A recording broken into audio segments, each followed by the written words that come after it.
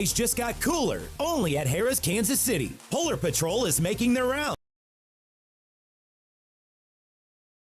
Play at any slot machine or table game for your chance to win $500 in free play. That's right. Fridays in January, the fun is on patrol and the prizes are ready to pop. So bundle up and head to Harrah's, Kansas City, where the good times keep flurrying. 21 or older to gamble. Know when to stop before you start. Gambling problem? Call 1-800-GAMBLER. I'm worth more. I'm worth more. I'm worth a lot more. And I completely agree. That's why I'll pay more for your car at GiveMeTheVin.com. That's the name of our new campaign. I'm worth more. You are worth more, and your car's worth more. And that's why I will pay more. And remember, if I don't beat the price on a CarMax or a Carvana deal, I'll pay you $100 at GiveMeTheVin.com. Sell us your car. GiveMeTheVin.com. So easy you can do it in your underwear. When the cold sets in across KC, AB May is the trusted name for keeping your home warm, safe, and secure.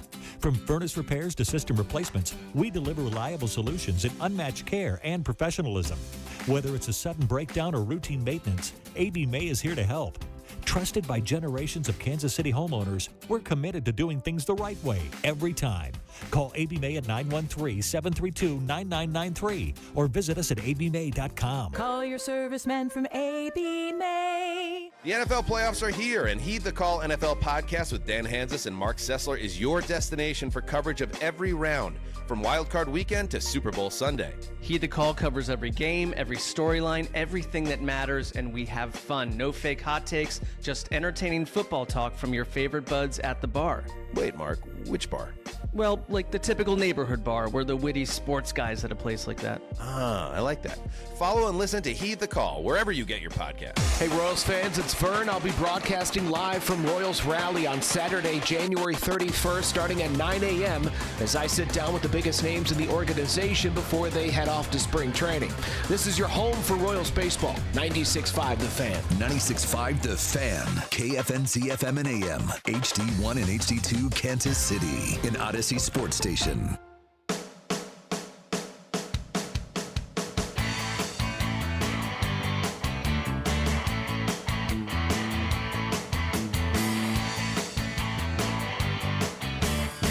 Let's dive right in. After hours here on 96.5 The Fan. Logan Weber alongside my producer tonight, Jackson Ogden.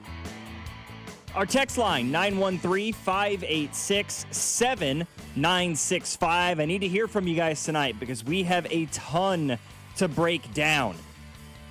And let's begin with, I was really expecting to start with, hey, college football playoff national championship game tonight. And hey, divisional round games from over the weekend. And the Kansas City Chiefs said, oh, just wait. We may not be in the playoffs, but we've got news for you guys, despite all that here in the middle of January. The biggest news of the day, sounds like Eric Bieniemy is coming right back to Kansas City. This is coming via PFT and NBC and CBS. I haven't seen anything definitive from ESPN yet, but most other major publications are already running with the story that multiple reports are confirming that the Chiefs plan to hire Eric Bieniemy once again as their offensive coordinator.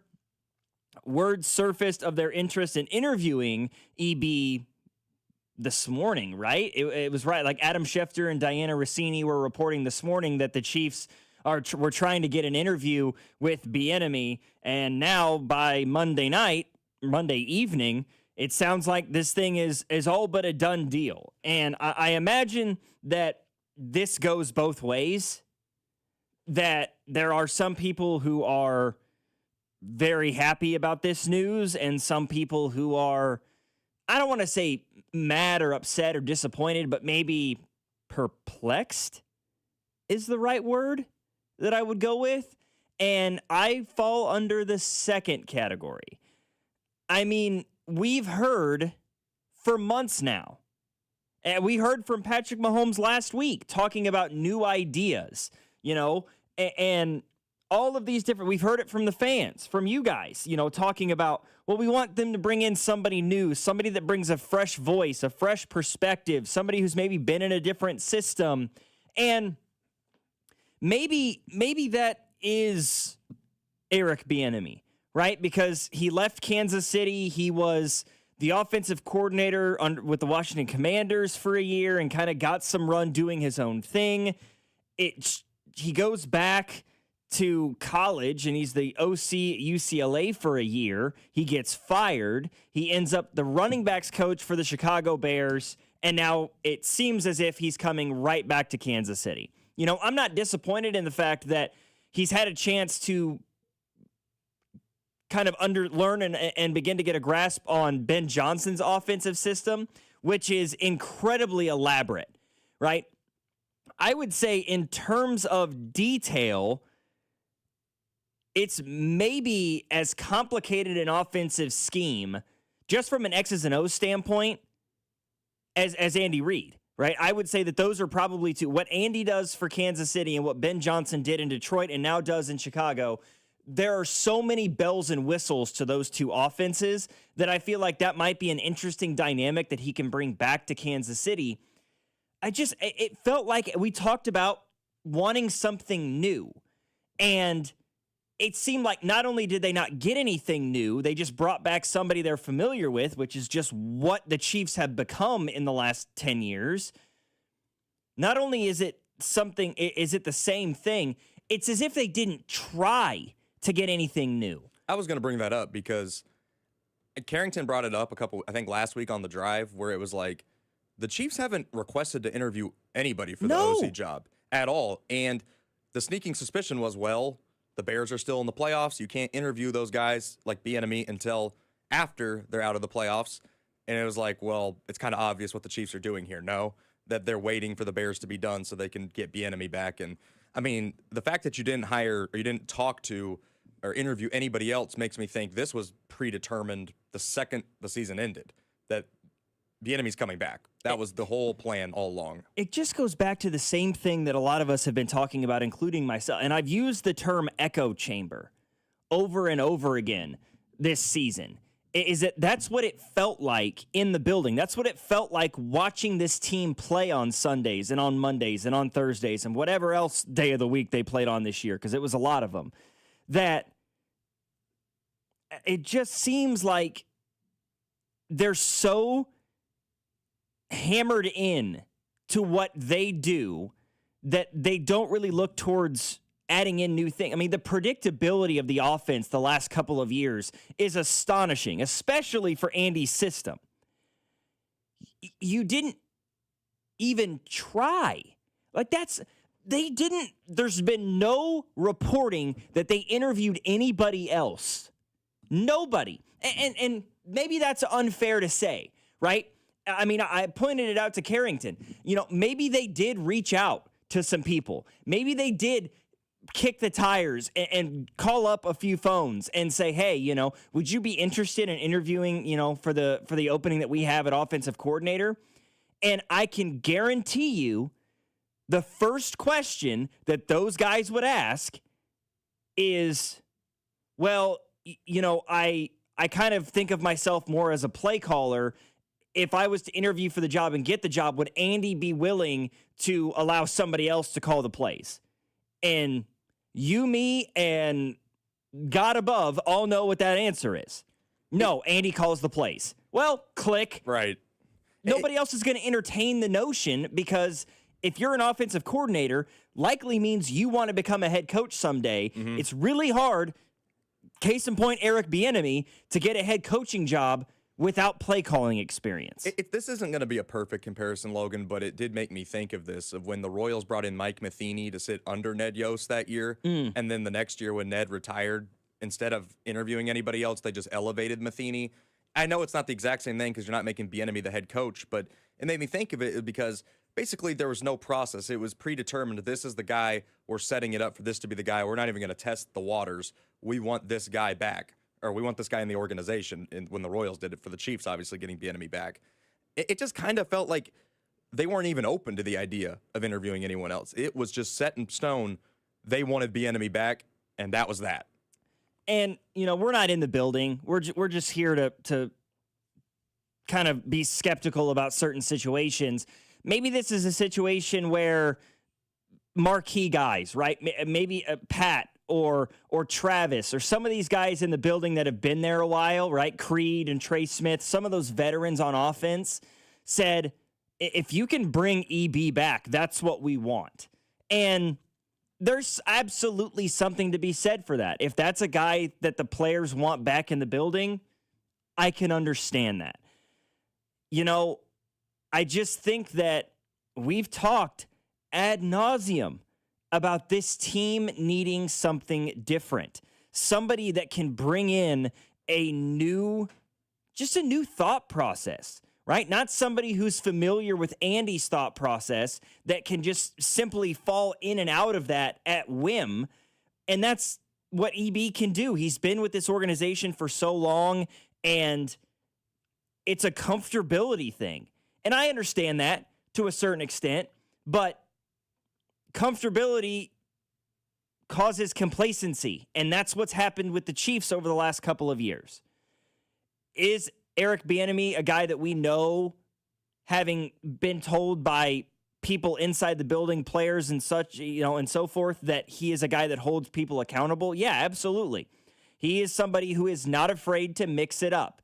He is very different personality-wise from Andy and Matt Nagy, where they think, they are very much they're players' coaches, right? They see them as peers, they see them as friends, and that's great, and that works for those guys. But sometimes you get too many of those people in the building, it can become really hard to hold grown-ass men accountable for their actions, whether that be on the field or off the field. Penalties, simple pre-snap mistakes, mistakes during the course of play, and of course the off-the-field stuff as well. Eric Bieniemy is incredibly good at that. There's no question. 100%. And maybe Eric Bieniemy can help you with some of the running back problem. I have a hard time believing that because he was here when we had bad running backs prior.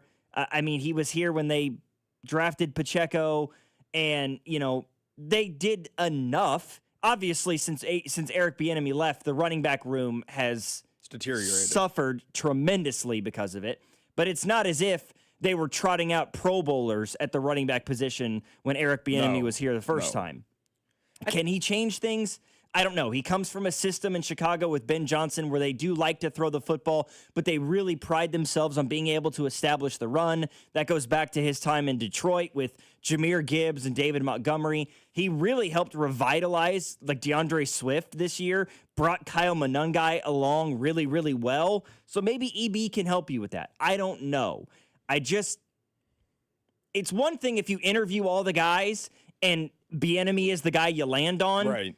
But it doesn't seem like you entertained the idea of anybody else. You got so tunnel visioned on Eric Bieniemy and bringing him back that it just feels like the same good old boys club that we complained about all year this year with this Chiefs team. Well, it wasn't reported that they ever interviewed or requested to interview anyone else, so you're 100% there.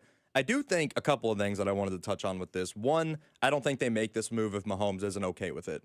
They had to have had some input from Pat being like, hey, I would like Bieniemy back, or I'm okay, I'm open to the idea of bringing him back. There's no way that Brett Veach and Andy Reid didn't consult Mahomes at all on this. I refuse to believe that. Secondly, we kind of do need some of that good cop, bad cop thing back, right? Bieniemy used to bicker with the guys. He used to have some, things with Kelsey and Pat. I remember against the Colts in 2022, right before the half, Mahomes wanted to go for some extra points, and Bieniemy didn't, really call it, and they started chewing at each other. And I just don't think it's Andy's nature to bark at the guys. Like you saw it a little bit this year when Kelsey against the Giants was frustrated that Andy barked a little bit. I think that good cop, bad cop thing of Bieniemy holds him accountable, Andy's the guy people like, and he's the culture. I think there could be something to be said about that. Yeah, it seemed like, and you're right? I mean, all of these situations with Trav and Andy butting heads seem to occur with Nagy as the offensive coordinator and not Bieniemy, right? Bieniemy felt like that sort of gatekeeper in those situations where if Trav was upset or a player was upset, they would go to Eric Bieniemy with those frustrations and let those out, and they would get into a confrontation with him rather than letting it escalate to the point where they're banging heads with Andy. So yes, obviously he's a guy that holds his players accountable. That has long been a part of Eric Bieniemy's philosophy and his legacy in Kansas City. I don't know. There were guys that you talked about that didn't seem viable, right? People were throwing Kevin Stefanski's name around after he got fired in Cleveland. He's already going to be a head coach. Atlanta's already hired him. People throwing out Mike McDaniel's name. Well, he's got 2 head coaching interviews this week, right? There were certain candidates that were just too rich for the Chiefs' blood. These guys are going to go from head coaches to head coaches, not reverting back to an offensive coordinator. Man, we'll see. We'll absolutely see. Somebody says, I'm talking up the side of my neck. Look up the running backs that sat under EB and tell me he didn't get the best out of them. Yeah, I mean, Pacheco had his best year under Bieniemy. I won't argue that. A great argument that he didn't get much out of Clyde, who they spent a first-round pick on. Nope, not even a little bit. I understand the comment. Like he extended careers for guys like McKinnon and Damian Williams, and that's fair to bring, but he never had a 1,000-yard back as the OC of the Chiefs. Neither did Matt Nagy. So, I mean, were the running backs better? I won't argue that they were better, but it's not incrementally better. It's not like they were Pro Bowlers, which is what I just said. So I don't think I'm talking out of the side of my neck. He wasn't given a Jamal Charles, though, either. True. Part of it is the Chiefs have just not put enough stake into running back. Outside of Kareem Hunt's first year and then halfway through his second year where he got cut from the team, when's the last time the Chiefs had a special running back? They haven't had one, right? Yeah, not since 25 hung it up. They've been trying to get the most out of these guys with physical limitations. And that goes on management. That goes on Veach. They just really haven't put enough emphasis on getting a real running back into the offense. You know, I got a little bit of justification on yesterday watching those divisional round games and watching Kenneth Walker run all over the Seahawks on Saturday, because he's somebody that I've talked about. He's going to be an unrestricted free agent this year. I think the Seahawks are going to be willing to let him walk because they have a belief in Zach Charbonnet. They might, but Sharp just tore his ACL. He just got hurt. He got a bad injury. He's done, and he's probably going to miss a huge chunk of next year. I think that changes things. So certainly could, but I think the Chiefs should kick the tires on a player like a Kenneth Walker. He's going to be a cheaper option than like a Breece Hall would be, more viable long-term compared to like a Javonte Williams or a Rico Dowdle, because he's younger than those guys. And I think he fits the scheme really, really well. 19 carries for 116 yards and a hat trick on the ground in a divisional round game of the NFC against, yes, please don't bring it up, a really banged up 49ers defense. I won't argue that point. I just think that he would be a tremendous fit in Kansas City.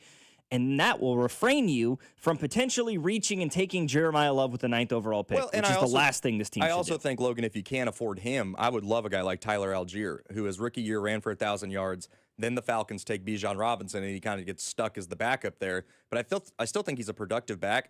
If you got him and then drafted a running back on day 2, do wonders for the offense. Yeah, a Nick Singleton, or like I believe a lot in Emmett Johnson out of Nebraska. I like him a lot as well. And who knows, right? Maybe bringing Bieniemy back could help unlock something more with Rashard Smith. He's now going to have a full NFL offseason with this Chiefs team that'll maybe allow him to put on a little bit more muscle mass, get a little bit stronger, and be able to take more hits, which seemed to be a concern for the Chiefs a little bit.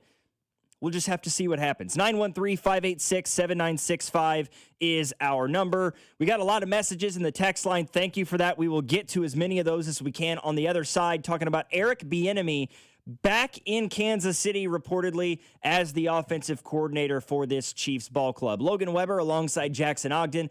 After Hours, 96.5, The Fan. You're listening to After Hours, brought to you by Twin Peaks. Eats, drinks, scenic views on your home for Kansas City sports. 96.5, The Fan.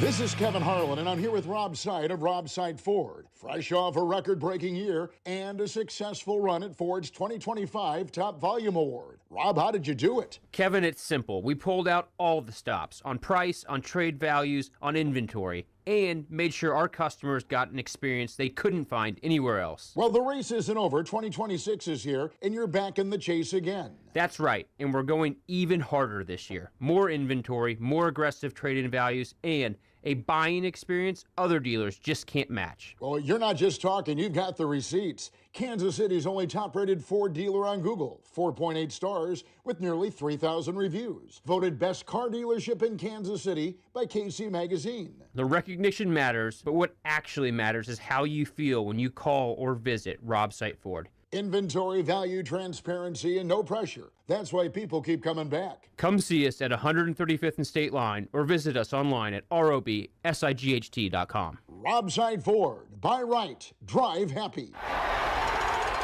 That's another amazing run by Team USA.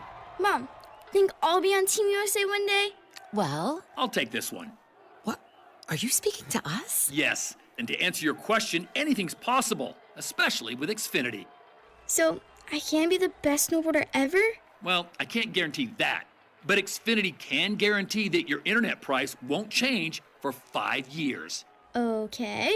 What if I practice every day? Then maybe you'll be snowboarding for Team USA at the next Olympic Winter Games. And Mom, you'll still be paying the same price for Wi-Fi. Ooh, really stuck the landing there. It's the Xfinity Gold Medal Celebration. Now through February 22nd, get our best price on gig Wi-Fi for 5 years guaranteed, just $50 a month. Plus, get Peacock Premium included for 2 years. That's a $10.99 value per month. Xfinity. Imagine that. Proud partner of Team USA. Restrictions apply. Requires paperless billing and auto pay with stored bank account. Taxes and fees extra. Actual speeds vary. Jewelry Graham. Hi, I'm Brian, your friend and jeweler at Shane Company. We have just the right gift for your sweetheart this Valentine's Day. Any style, any budget. Like heart-shaped necklaces, birthstones, or hand-matched diamond studs. Getting engaged? Create a dream ring and choose from natural and lab-grown diamonds in all shapes and sizes. Come see us in store or at shaneco.com because a friend wants you to win Valentine's Day. Shane Company, your friend and jeweler. This is the story of the one. As an HVAC technician, he and his digital multimeter are in high demand. So when a noisy office HVAC turns out to be a failing blower motor, he doesn't break a sweat. With Grainger's easy-to-use website and product information, he selects the product he needs to keep everything humming right along. Call 1-800-GRAINGER, click Grainger.com, or just stop by. Grainger, for the ones who get it done. Welcome back to Winter Hack Radio, the place for clever hacks to survive the season. Icy driveway? Well, try spreading sand or bird seed to help with traction. Snowy puppy paws? Well, grab a whisk, brush it off, done. Catch COVID-19? Well, just get... Actually, there's no hack for COVID-19. But if you test positive, prescription medications for COVID exist. Ask your doctor if they're right for you. Visit PfizerForAll.com to learn more. Sponsored by Pfizer. Expect mostly clear skies tonight with a low of 18. Weather brought to you by Staples. 2026 is here, and at Staples, deals mean business. Like up to $100 off custom print orders. Head into the new year looking good for less. Staples. That was easy. Ends 1/31. Hey, it's Josh Vern. You're in before I head out to Arizona to see the boys in blue in spring training. I'll be hosting the Royals Rally Show live from Kauffman Stadium on Saturday, January 31st, starting at 9 a.m. The biggest names in the organization will join me for exclusive one-on-one interviews as they get ready for the 2026 season. If you miss any of the show, it'll all be available afterwards on the All Things Vern podcast channel. The Royals Rally Show, Saturday, January 31st, starting at 9, right here on your home for Royals baseball, 96.5 The Fan.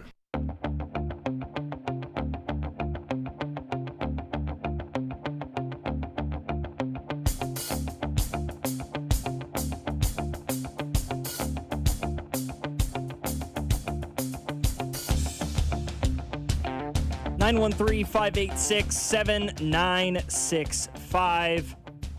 Talking about the news of the day today, Eric Bieniemy reportedly coming back to Kansas City as the Chiefs' offensive coordinator. And it's sort of a mixed bag in the text line from what I've seen.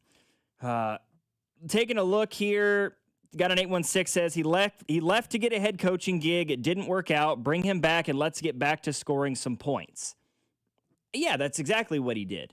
He went to Washington and was the offensive coordinator for the Commanders, where he was fired after 1 year. He then went to college and was the offensive coordinator at UCLA, where he was fired after 1 year.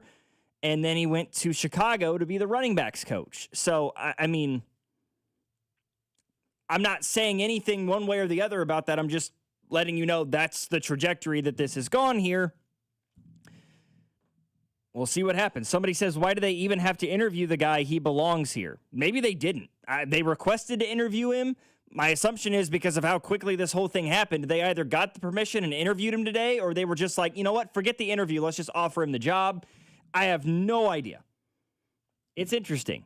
I got a 316 who says, considering Mahomes' comments about new ideas and accountability, did he already know that EB was coming back? Maybe setting EB up as, quote, exactly what we needed to get back on track. What we needed to get back on track.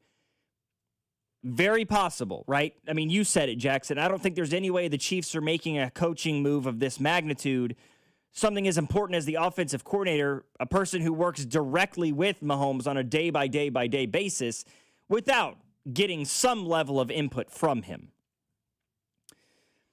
Talking about the lack of running back success for the Chiefs, I got an 816 who says, wouldn't the no 1,000-yard rusher be on Andy and the play calling too? Yes. I think that is absolutely a part of the conversation. You know, it's hard not to point out, though, that Andy's first 2 years in Kansas City, which coincided with sort of the end of Jamal Charles' time with the Chiefs, he had 1,000-yard seasons, back-to-back years, 2013 and 2014, before the injury started to derail him and he went elsewhere. So Andy has had guys run for 1,000 yards at the running back position.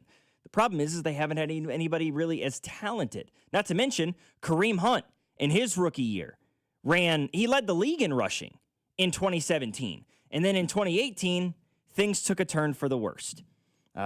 Another person in 816, first thing first, I would have to say Kareem Hunt would have been the best running back out of all of them during that EB tenure. Well, again, not to be nitpicky about the situation, but when Kareem Hunt led the league in rushing in 2017, Matt Nagy was the offensive coordinator. It wasn't Eric Bieniemy. EB was still the running backs coach at that time. Give Eric Bieniemy the credit for how Kareem Hunt performed as a rookie at the running back position. No question about it. It just wasn't when he was the OC.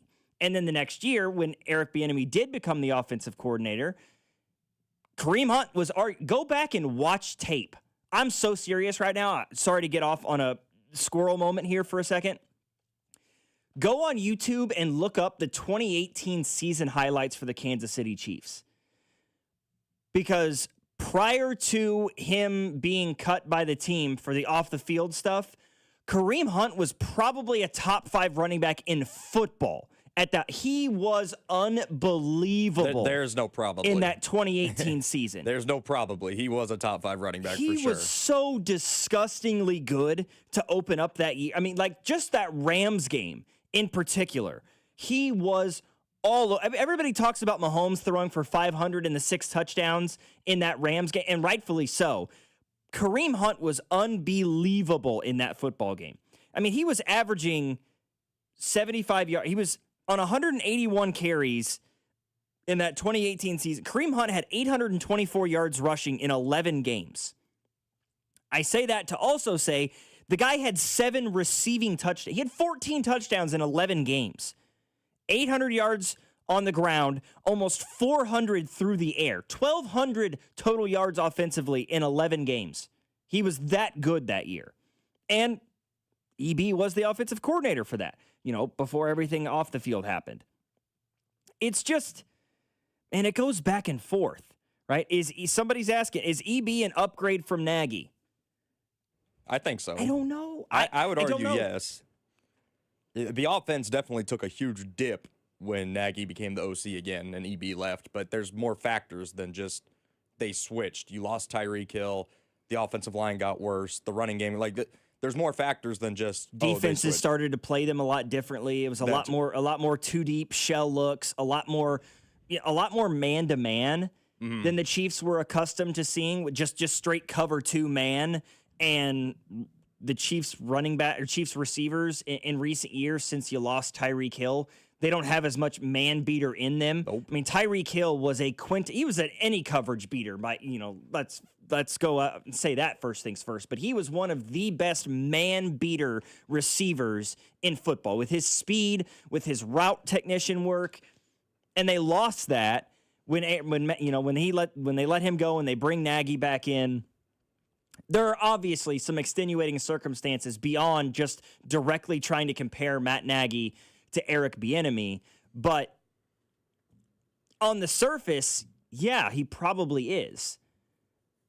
The question is, and this is the thing that we're all going to have to take a very close look at if this doesn't work. If you bring Eric Bieniemy back and the offense isn't better or suddenly fixed, you can't use the OC as a scapegoat again. I'm just going to come right out and say that, because there were a lot of people this year that I felt like were trying to push for, hey, the offense is a problem. We're going to pin it all on Matt Nagy, when secretly, maybe in the back of some people's minds, they were thinking, is Andy the problem? We're about to find out. Is Andy Reid, as the play caller for this Chiefs team, the problem? Because you can no longer use Matt Nagy as a scapegoat. And don't even start with the Eric Bieniemy stuff as a scapegoat. We're going to get a look-see here real quick. I mean, Logan, we haven't really even talked about it. We've talked so much about the running game. I think more than anything is, can Bieniemy get back and make the passing game good again? Because obviously the running game has been an issue. There's no doubt about that. But this Chiefs team has struggled badly in the passing game with the best quarterback in football. That's the biggest concern the last few years, is that they can't even get the ball down the field with Mahomes. Forget the running game. Pat can't even do anything in the dropping back and trying to find somebody. Like you said, we're not beating man coverage very well. That's what has to be fixed first. I mean, the running game is going to be a nice compliment, but let's keep it 100. The Chiefs won the Super Bowl in 2019. They didn't have an elite running game. Right. They won the Super Bowl in 2022. They didn't have an elite running game. They won it in 2023. They didn't have an elite running game. What they did have was an elite Patrick Mahomes, and they had that passing game working. So if that's not going, everything else is rendered moot. I mean, you got to get back to being able to attack guys through the air. The Chiefs, the last couple of years, have struggled badly at it. And that leads me to what is potentially the most important part of this entire situation, which is, how does Eric Bieniemy lead this offense alongside Andy Reid? I would probably argue under Andy Reid, with a new running backs coach who has yet to be announced, and a new wide receivers coach, which was announced today. And we will discuss that coming up next here on After Hours. Logan Weber alongside Jackson Ogden. Again, our text line, 913-586-7965. Something tells me that this is not the end of this conversation by any means, so continue to send in your thoughts. Let us know what you think of Eric Bieniemy coming back to the Kansas City Chiefs. You're listening to 96.5 The Fan, your home for Kansas City sports.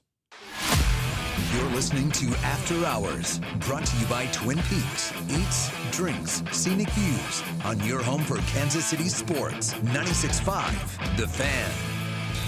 What's up, everybody? Nick Costos here with the Sports Betting Minute, brought to you by BetMGM. Make it legendary. Please gamble responsibly. Championship game tonight in college football. Indiana, 8.5-point favorite against Miami. The game is actually in Miami. Total of the game, 47.5. No real opinion on who's going to win the game by how many points. I think Indiana will win. Not sure who's going to cover the spread. I do like the under in the game, though. Under 47.5. I don't think Miami's going to have a ton of success against this Indiana defense, and I think Indiana plays it a little close to the vest with everything on the line. So coming up tonight with Indiana and Miami, let's go under the total, under 47.5. That's it for this Sports Betting Minute, brought to you by BetMGM. Download the BetMGM app today, and please gamble responsibly. BetMGM and GameSense remind you to play responsibly. See BetMGM.com for terms. 21 plus only. Kansas only. Please gamble responsibly. Gambling problem? Call 1-800-GAMBLER in partnership with Kansas Crossing Casino and Hotel.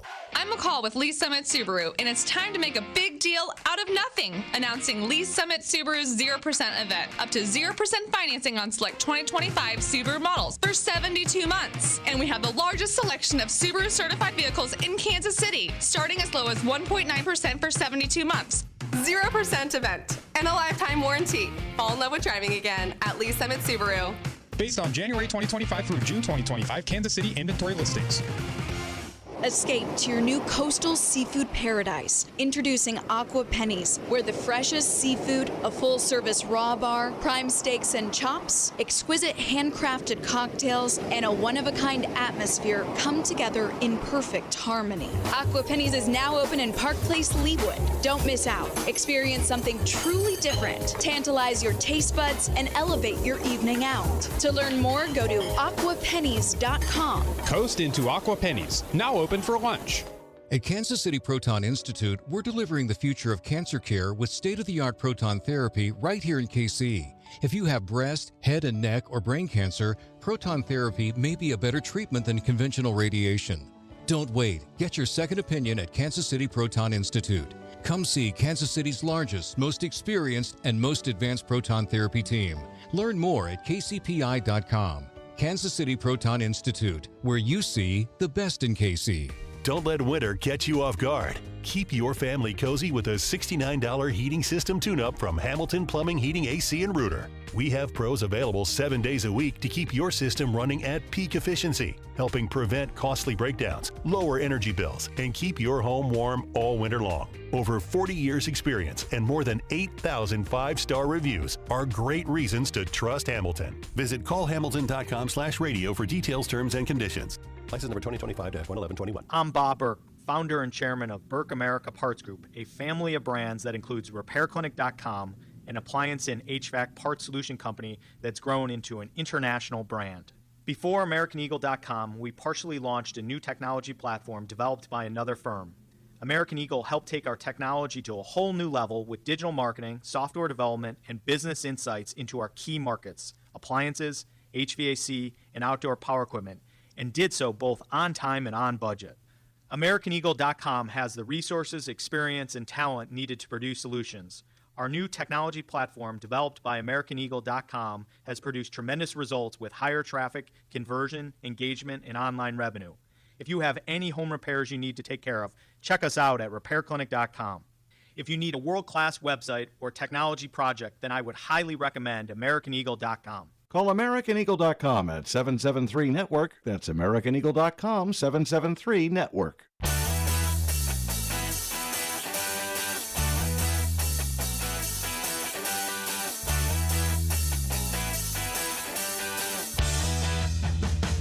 So on top of the Chiefs hiring Eric Bieniemy, reportedly, don't have direct confirmation on that, we're also hearing that the Kansas City Chiefs are hiring Chad O'Shea to be their next wide receivers coach. And I got to say, I think this is a really good hire for a multitude of reasons. The thing that I've said over and over again since they announced that they were moving on from both their running backs coach and their wide receivers coach here in Kansas City, namely Connor Embry, the wide receivers coach, is it felt to me like they had to go find somebody who's coached the position before. Because you tried to, go with Connor Embry, a guy who was a part of the organization. You hired from within. You gave him the promotions, and it just didn't pan out the way you wanted it to. So rather than trying to find somebody who's never done it before and teach them how to do it, let's go find somebody that has done it and done it well for a long time. And that's exactly what they found in the case of Chad O'Shea. Most recently, he was the wide receivers coach and pass game coordinator for the Cleveland Browns. That's what he's done for the last 6 years, from 2020 to this past year. In fact, he wasn't, when Kevin Stefanski was fired by the Cleveland Browns, he wasn't. He was still employed by the Cleveland Browns before this announcement today that he was coming to Kansas City. Before that, his NFL experience, his coaching experience is vast. O'Shea's 53 years old. He was born in Houston, Texas. He went to high school in Kentucky. He played at Marshall And at Houston, he was a quarterback for both schools. He then got into the coaching profession, where he was a GA and then wide receivers coach, as well as a tight ends coach, special teams coach, and recruiting coordinator, all at Houston.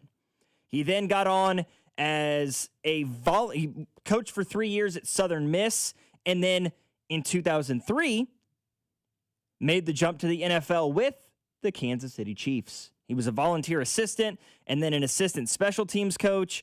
He then went to Minnesota, where he was an offensive assistant, wide receivers coach, a special teams coach.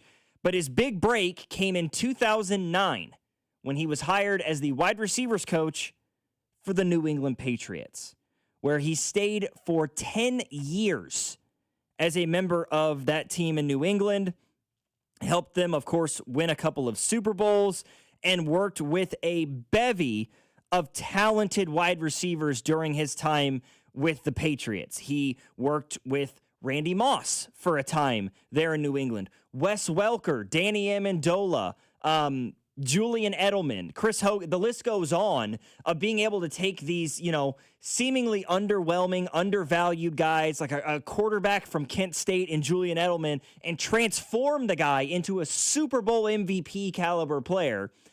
That's the sort of guy that we're getting now in Kansas City.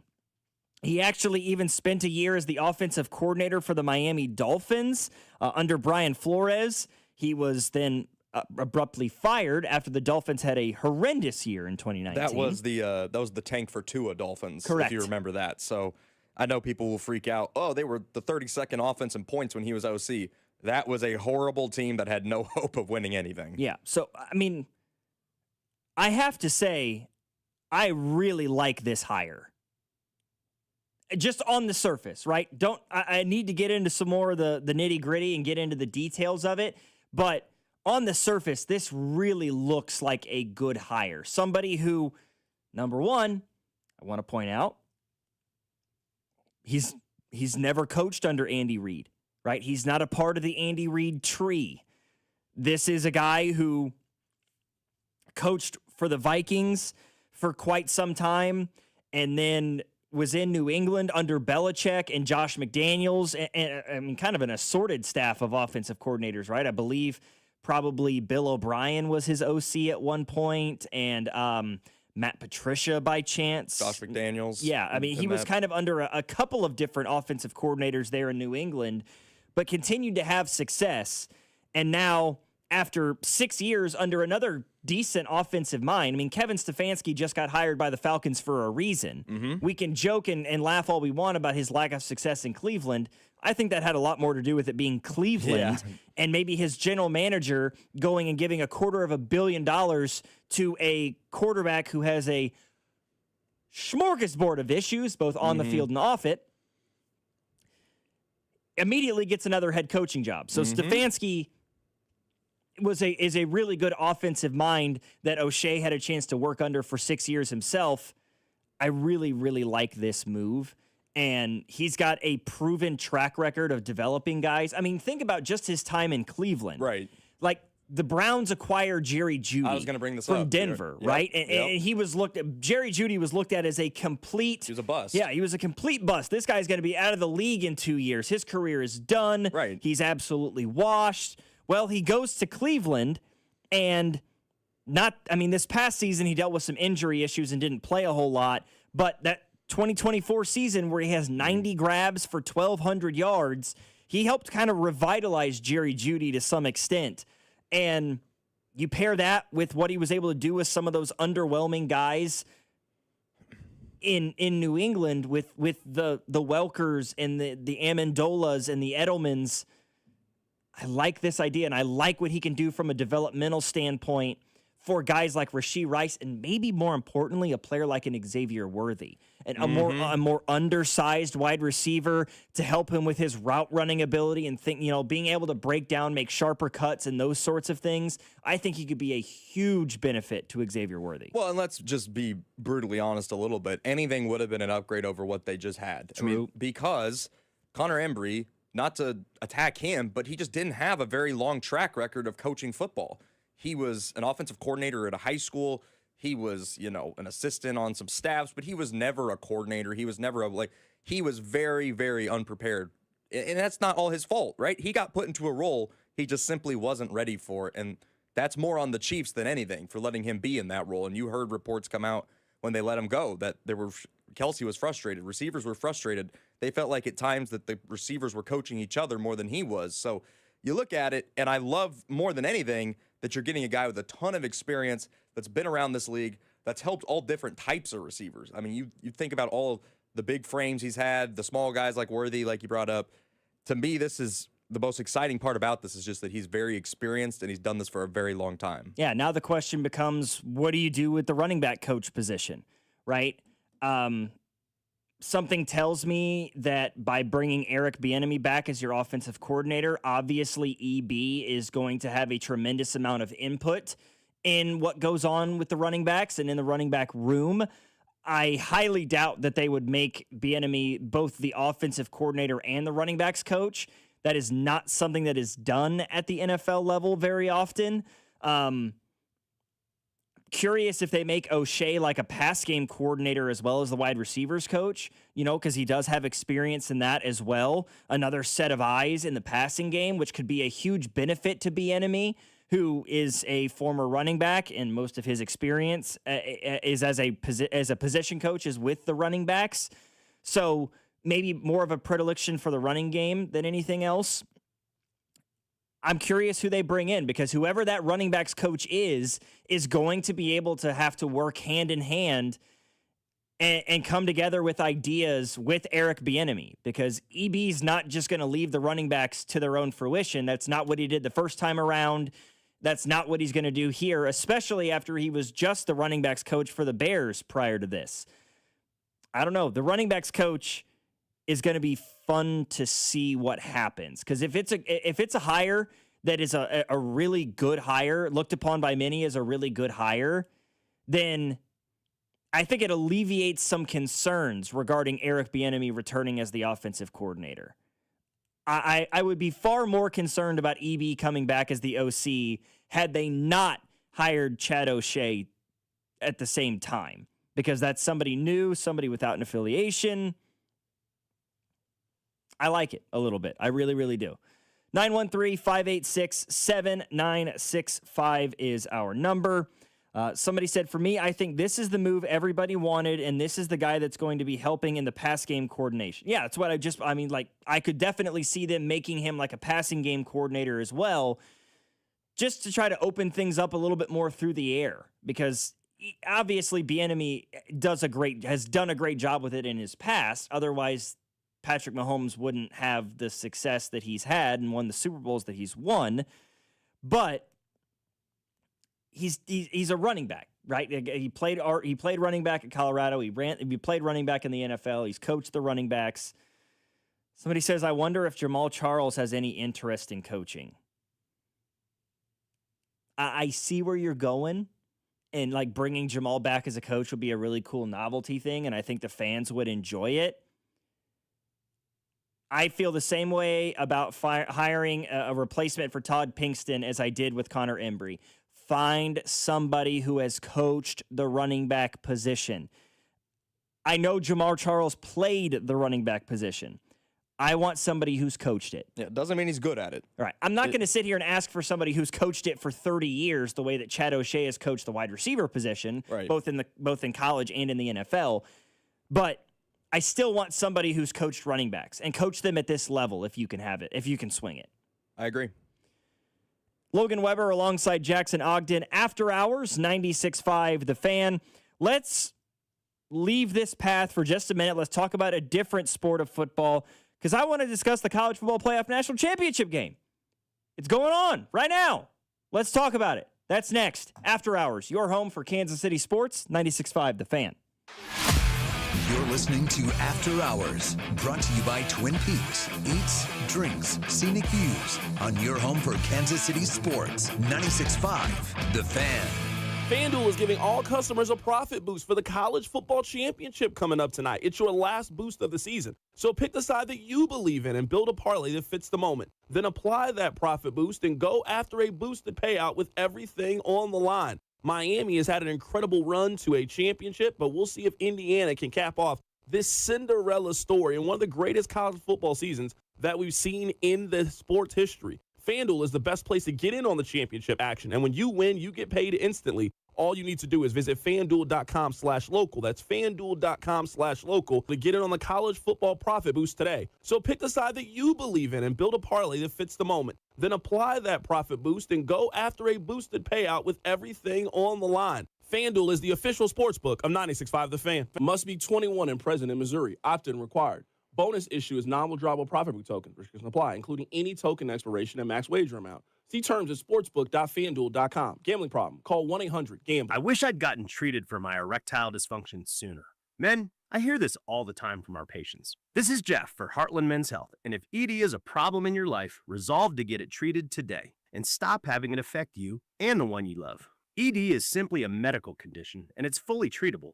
And at Heartland Men's Health, we have treatments that are effective in well over 90% of cases. Which means if you're like most guys, your ED will be a thing of the past. In fact, you could be having great sex within a day or two of your first appointment, and you'll likely find you're performing like you haven't in a long time. It's the new year. Resolve to get your ED treated and change your life. Call us at Heartland Men's Health. Your initial visit is only $99 and includes blood work, a medical consult, and if medically advised, a test dose. And if that test dose doesn't work in the office, your visit is free. Call 844-447-6600. That's 844-447-6600 or go to heartlandmenshealth.com. We have 3 offices: Overland Park, Independence, and North Kansas City. Hey, it's almost Andy Reid. Who knew dressing up for a Halloween ball would change my life forever? Now I get to celebrate with the best fans and everything Kansas City. Oh, yeah! My journey also led me to Renner Garage Door, Casey's go-to team for garage door repair, replacement, and service since 1956. Renner features an MVP lineup from Belden, Amar, and Liftmaster. R-E-N-N-E-R, R-E-N-N-E-R. And Doug. There's nowhere I wouldn't go to help someone customize and save on car insurance with Liberty Mutual, even if it means playing in a football game. Boom! 42! You're going down, Doug! Oh, yeah? Your price on car insurance when you customize and save is going down. Hey! Limu? What are you doing on their team? Only pay for what you need at libertymutual.com. Liberty, liberty, liberty, liberty. Okay, I have to tell you, I was just looking on eBay where I go for all kinds of things I love, and there it was. That hologram trading card. One of the rarest, the last one I needed for my set. Shiny like the designer handbag of my dreams. One of a kind. eBay had it, and now everyone's asking, ooh, where'd you get your windshield wipers? eBay has all the parts that fit my car. No more annoying, just beautiful. Millions of finds, each with a story. eBay. Things people love. What's up, everybody? I'm Nick Costos, and watching sports isn't a hobby, it's a lifestyle. And my show is not a job, it's a passion. From the NFL playoffs to the NBA and everything in between, celebrate sports with me every day on You Better You Bet from 9 a.m. to noon Eastern. Download the Odyssey app now and listen to Westwood One Sports from anywhere. It's You Better You Bet with me, Nick Costos, live and interactive Monday through Friday, 9 a.m. to noon Eastern, presented by BetMGM. You're listening to 96.5 The Fan from the DM Injury Law Studios. Mike's got this. Car, truck, or motorcycle wreck? Remember, Mike's got this. 816-888-7500. Mike's got this.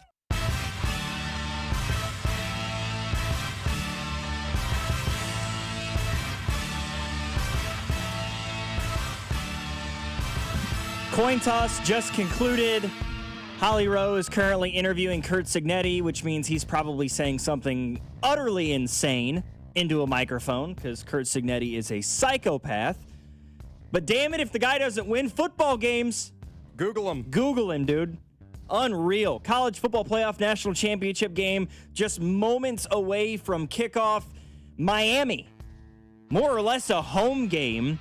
In fact, it is literally a home game. Hard Rock Stadium in Miami Gardens, that is the home field for the Miami Hurricanes against the number 1 ranked Indiana Hoosiers. Sentences I never thought I'd utter in my life. Indiana, national championship game, football, number 1 team in the country. All of it makes my brain hurt. All of it. As a lifelong Big Ten fan, it makes my brain hurt. We got Indiana in the College Football National Championship and Jarrett Stidham starting in the AFC Championship game. That's football this year. Not only is Indiana in the national championship game, they're in a national championship game that was conducted in a 12-team playoff in which they were the number 1 seed, and they are on the verge. This is not a joke. I found this stat the other day. Freaked me out. They would become the first college football team to go 16-0 at the major Division I, at the FBS level. They would be the first team to be 16-0 in a season since Yale in 1894. They would become the first team in 132 years to go 16-0 at the FBS level, and only the second team ever to do it. And they would be the third team, regardless of level, to ever do it. The other team, North Dakota State, back in 2019. They went undefeated 16-0 and won the FCS National Championship. That's the kind of territory that we are discussing right now. However, as dominant as Indiana has been this season, and you can't argue that they haven't been. I mean, there's reasons why conversations are being had about if Indiana dominates and wins this game, are they a better college football team than that 2019 LSU team or that 2001 Miami team, to sort of drive home a point? That year in 1894, to go 16-0, Yale outscored their opponents 485-13. They gave up 13 points. They gave up less than a point per game in college football. That's disgusting. That's ridiculous. What year did you say that was? 1894. 1894. Wow. We're really going back there. Yeah. No chance that a person alive today saw that team. Yeah, no chance. Nobody alive today was alive when that game happened, let alone saw that team play. No chance, yeah. I got someone in the text line said Miami's going to shock the world tonight. They could. The game day crew's with you. 3 of the 4 on the game day crew picked Miami to win this football game. Saban picked them, Marcus Freeman picked them, and Desmond Howard picked them. Only McAfee went with Indiana. Yeah. I'm on the Hoosiers. I am too. I'm sorry. I've tried I've tried. I have with every breath in me, I have been trying, more or less praying on the downfall of the Indiana Hoosiers because it doesn't make any sense. That's kind of why I love it, though. This is the losingest football program That's why it's awesome. in college football. That's why it's great. I don't disagree, but it just doesn't make any sense. They're going to make a movie out of this. This is a documentary. I have gone my entire life. I know I'm only 27 years old, almost 28, but I have gone through the first quarter or third of my life knowing that if Iowa had Indiana on the schedule in football, chalk it up. We got that one, okay? Home, road, doesn't matter. That's a W for my club. It's kind of how I feel with Mizzou and Vanderbilt. It's like all of a sudden Vanderbilt's no longer a 50-0 free win. And now they're getting the number 1 quarterback in college coming or in high school coming there. I mean, it's just we're an upside down world, Logan. It is weird times in football. But I mean, it's hard to argue with the way that, I mean, it would be one thing if they're 15-0 and they've had some weird balls bounce their way. And, one like the Bears, basically. And but it hasn't just been that. Like, yes, they've gotten lucky. They got lucky on a missed field goal by Iowa back in that, in that game where if Iowa kicks that field goal, they go up by 3 with less than 2 minutes to go. They miss the kick. Indiana drives down, scores a touchdown. Game's over, right? They get that crazy toe tap touchdown against Penn State that had bailed them out. Their defense had to play almost perfect football against Ohio State in that Big Ten title game. But outside of those 3, they have blown everybody out. I mean, I think there's no more telling of a win than the last one where they just beat Oregon.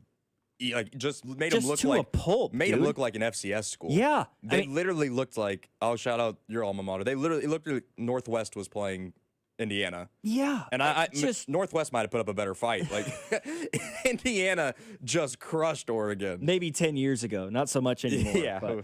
Yeah, it's just the way that they've done it, dominating teams left and right this season. I mean, they have played 6. Miami would make the sixth top 10 team that they will have played this year. They beat 9th-ranked Illinois. At the time, they were a top 10 team. They beat them by 53 points. They beat a 3rd-ranked Oregon team in Eugene by 10 and then beat them by 34 the next time they played them, right? They beat number 1 ranked Ohio State, who many, including myself, thought was the best team in the country on a neutral site in that Big Ten title game. They beat Alabama by 35 points. And as I said earlier, they beat Oregon the second time around. You know that cliche about it's hard to beat a team twice? Well, they made it look pretty damn easy, beating them by 34 in a neutral site game. Now you got to chalk it up and play 10th-ranked Miami for a chance at a national championship. I'm rolling with the Hoosiers in this game. I lean towards like a 38-20 final score. Miami keeps it a little bit more reasonable than Alabama or Oregon had, but I still think this is a 2-possession plus win for the Indiana Hoosiers tonight. Just my thoughts. 913-586-7965 is our number. I assure you we will continue to talk about this college football playoff national championship game throughout the show, but coming up, we're going to have Jalen Thompson on with us. He is the Royals beat writer for the Kansas City Star. I want to ask him about some of the latest news, the unlikelihood of the Royals acquiring another outfield bat this offseason, the change to the dimensions of the ballpark, and how he believes it could impact this team next season and moving forward. That's next. Stick around. Logan Weber, Jackson Ogden, After Hours, 96.5, The Fan. You're listening to After Hours, brought to you by Twin Peaks. Eats, drinks, scenic views on your home for Kansas City sports. 96.5, The Fan. Hey, football fans, picture this. You bet your favorite player to score the first touchdown in the game, but his teammate scores instead. Well, if this happens, BetMGM wants to give you another chance at the end zone. With BetMGM's second chance promotion, you'll get your stake back if your first touchdown scorer scores second instead. That's right. Bet on any pro football player to score the first touchdown of the game. If you're right, you win. If your player scores second, you get your stake back in cash. With BetMGM's second chance offer, you have a chance to keep the fun going after the first player crosses the goal line. Try a first touchdown scorer wager with confidence today. BetMGM. Make it legendary. BetMGM and GameSense remind you to play responsibly. Gambling problem? Call 1-800-GAMBLER. See BetMGM.com for terms. 21 and older only. Missouri only. New and existing customer offer, subject to eligibility requirements, rewards paid back, and unrestricted withdrawable funds. Please gamble responsibly. I'm worth more. I'm worth a little more. I'm worth a lot more. I completely agree. You are worth more, and your car's worth more, and we want to pay more at GiveMeTheVin.com for good cars, because they are worth more, and so are you. And remember, if I don't beat the price on a CarMax or a Carvana deal, I'll pay you $100. For top price, trust, and ease of transaction, GiveMeTheVin.com, America's best car buyer. Sell us your car. GiveMeTheVin.com. So easy you can do it in your underwear. Hi, I'm Lacey, your friend and jeweler at Shane Company. And yes, I'm actually a jeweler. I bring dream engagement rings to life every day in our jeweler workshop. When I hand set your diamond into your ring, I think about creating a piece you'll wear for a lifetime. I pay attention to the smallest details and treat every ring with the same care and craftsmanship, no matter the size or price. Come see us in store. Shane Company engagement rings are crafted with care from our hands to yours, because a friend knows your love deserves the highest quality. Shane Company, your friend and jeweler. It's really been amazing, the amount of people that I've had contact me, and the talk is generally centered around QC Kinetics, and whether it's a knee, whether it's a back, a hip, shoulder. He's always happy to talk about how QC Kinetics all-natural regenerative treatments finally gave him relief without surgery. That's former pro football player Bobby Carpenter. My message to them is do not wait and push off a week, a month, whatever it is. So if you want to feel better this summer, now would be the time to get in. If you want to feel better in the fall, make sure that you're getting in here so you can go out and play golf and do the things that you love and enjoy. Spoken by a man who experienced relief firsthand. QC Kinetics gave this former pro athlete back his mobility, his activity, and they'll do the same for you. Has really helped me in just my general quality of life. Don't wait. Call QC Kinetics for your free consultation today. QC Kinetics. Call QC Kinetics, 816-412-6299. That's 816-412-6299. 816-412-6299. My name is Whitney Allen. I am a widow. My husband Ryan died. We never thought in a million years we'd have to use life insurance. The unexpected happened. With Ethos, it is so fast and easy. It's 100% online. You can get a quote in seconds, apply in minutes, and get same-day coverage. No medical exams, and you can get up to $3 million worth of coverage through Ethos. Get your free quote at ethos.com/game. That's ETHOS.com/game. Time spent on application may vary. Online health questions required. This is the story of the one. As an HVAC technician, he and his digital multimeter are in high demand. So when a noisy office HVAC turns out to be a failing blower motor, he doesn't break a sweat. With Grainger's easy-to-use website and product information, he selects the product he needs to keep everything humming right along. Call 1-800-GRAINGER, click Grainger.com, or just stop by. Grainger, for the ones who get it done. Vern's Hot Stove Show, Thursday nights starting at 6, right here on 96.5 The Fan, KFNC FM and AM, HD1 and HD2 Kansas City, in Odyssey Sports Station.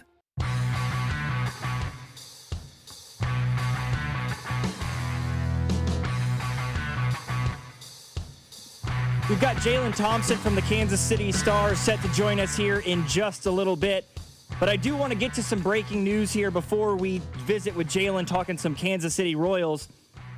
This courtesy of John Rothstein on Twitter about 20 minutes ago. If you don't know John Rothstein, he is a college basketball insider on CBS Sports.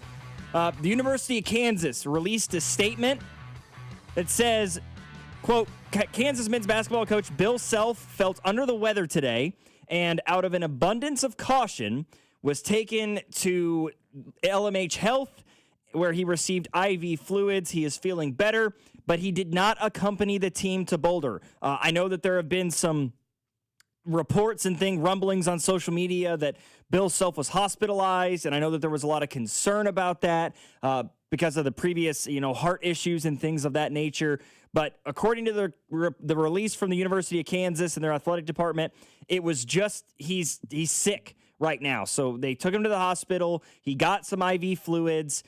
He is feeling better, but he will not be in Boulder for the Jayhawks game against Colorado tomorrow. We may talk a little bit more about that later on in the show, but in the meantime, let's visit with Jalen Thompson. He is the Royals beat writer for the Kansas City Star. And Jalen, it's the offseason. There's not a whole lot to break down, but we have gotten some interesting news about the Royals in the last couple of weeks.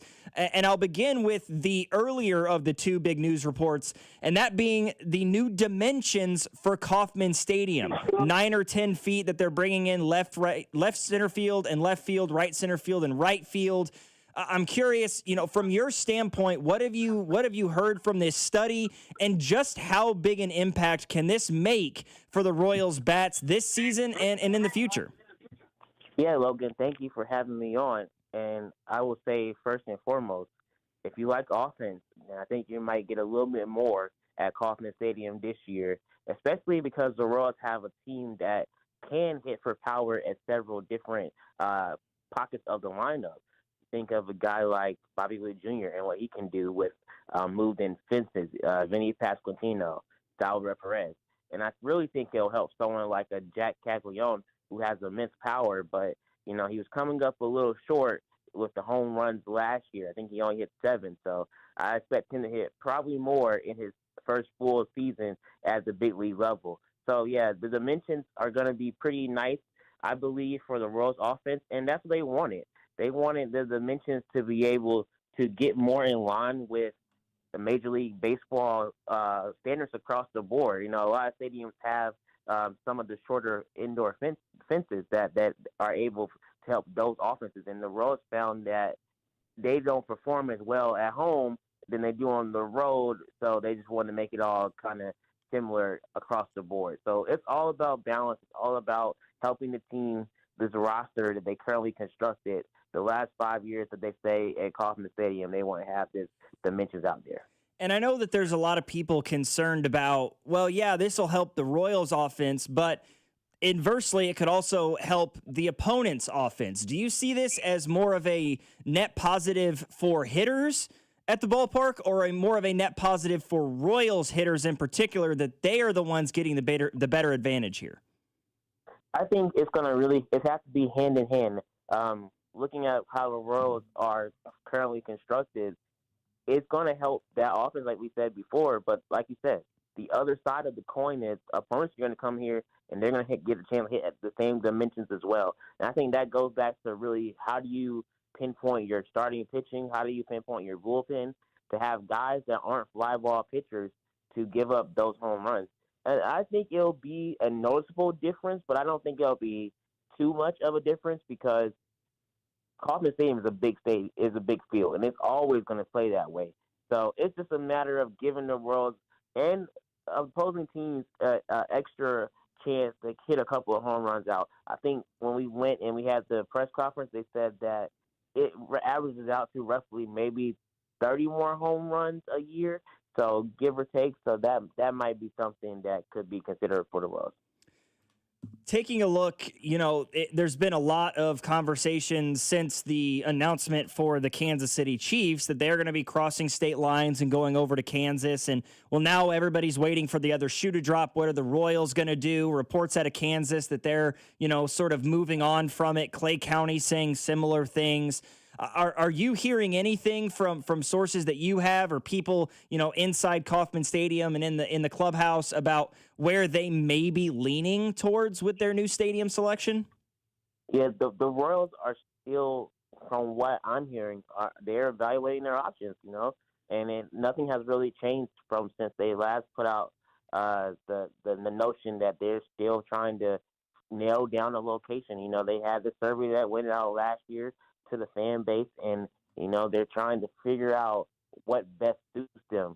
Personally, I think that the Royals are going to make a decision, and it's gonna impact people that are going to like it, and it's going to impact people that maybe not like it, right? But as we know, they're looking at different locations in downtown, looking maybe north of the city. It's just so many different factors that are at play, and when the Royals make their decision, I think a lot of people will be happy, because then they're able to move on. So this has been something that's been carrying out for a long while. And people just want to know where it's going to be. If they're not going to play at Kauffman Stadium after the 2030 season, where will they go? I think that's just the hardest part of this whole mix, is just finding that location and settling on it. Because once you do that, then the work begins to build actual stadiums. Changing gears a little bit and talking more about the team itself. More reports have come out in the last week from some bigger sources, Rosenthal and some of those guys, that it appears unlikely that the Royals are going to be able to or are going to at all acquire a Jarren Duran or a Brendan Donovan at this point. Are you hearing similar things, that you believe the Royals are probably going to stand pat with the roster that they've constructed as of right now? Speaking with Royals general manager J.J. Piccolo, he said that he really likes where the roster is at. They raised the floor, was his words, as far as how the team is constructed. And I think that we knew this could be a possibility coming into the offseason. If they couldn't get that impact back, how do they fill that need? They're going to have to lean on guys like Carter Jensen and Jack Caglione to really fortify the lineup.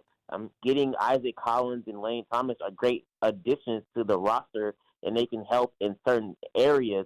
But to truly have that impact back to go in the middle of the order and lengthen the lineup, it's going to probably have to come down to those two young players like Jensen and Caglione, because it could be hard to get another slugger. The last slugger that's really on the market is Cody Bellinger, and he could be going back to the Yankees for all we know. So it's just a matter of, where do the Royals go? I don't foresee them potentially making a big move at this stage in time. Maybe they get another signing like they did last year with Carlos Estevez in the bullpen. But as from what I'm hearing and whatnot, it seems like they are content on what their roster is right now. And if there's a chance to add, they will make an add. But, given the high price for, Jarren Duran and Brendan Donovan, the Royals made a lot of moves this offseason without giving up their starting pitching. They could still go back to that well at the trade deadline if they need to But for right now, good starting pitching depth is always a currency that you want to have. And I'm curious from your perspective, is that something that Royals fans should be happy about or disappointed in? Because I feel like it's going to be a little bit of a mixed bag of public opinion. Now, the funny thing about that, Logan, I think when you look at where the Royals finished, they finished 82-80 last season. That's a winning record. They went to the playoffs in 2024, so that's back-to-back winning seasons that they have at hand. And you've seen the growth from Michael Garcia year over year. If Jack Caglione or Carter Jensen makes that same growth, if Jonathan India has a bounce-back season, and you get more production out of Isaac Collins in left field, and he takes the next step in his young career, you don't really need too much incrementally to compete in the AL Central because you did that all last season. There was a couple of games that didn't go your way, and you could have looked up, and the Royals would have been in the division winners, and they would have been going to the playoffs, you know? So I think it's a very winnable division. I think the Royals have the pitching that is needed to make a further jump in the AL Central. It's just going to be a matter of how well do they make those incremental adjustments. Will Bobby Witt Jr. come back and have another MVP season like he had in 2024? Will Vinny Pasquantino take the next step to become an all-star? What will happen, like I said, with the young guys? A lot of things are just at play. But I think the Royals know they have a core group that can really be solid if they can stay healthy and make it through the season. If you had to give this team, the way the roster is constructed right now, a floor or a ceiling in terms of wins, where would you expect this team to be living in regards to their playoff chances for next year in 2026? If I had to give them a number right now, I'm going to give them probably 83, 84 wins. And I say that because you had 86 in 2024 and you made the playoffs.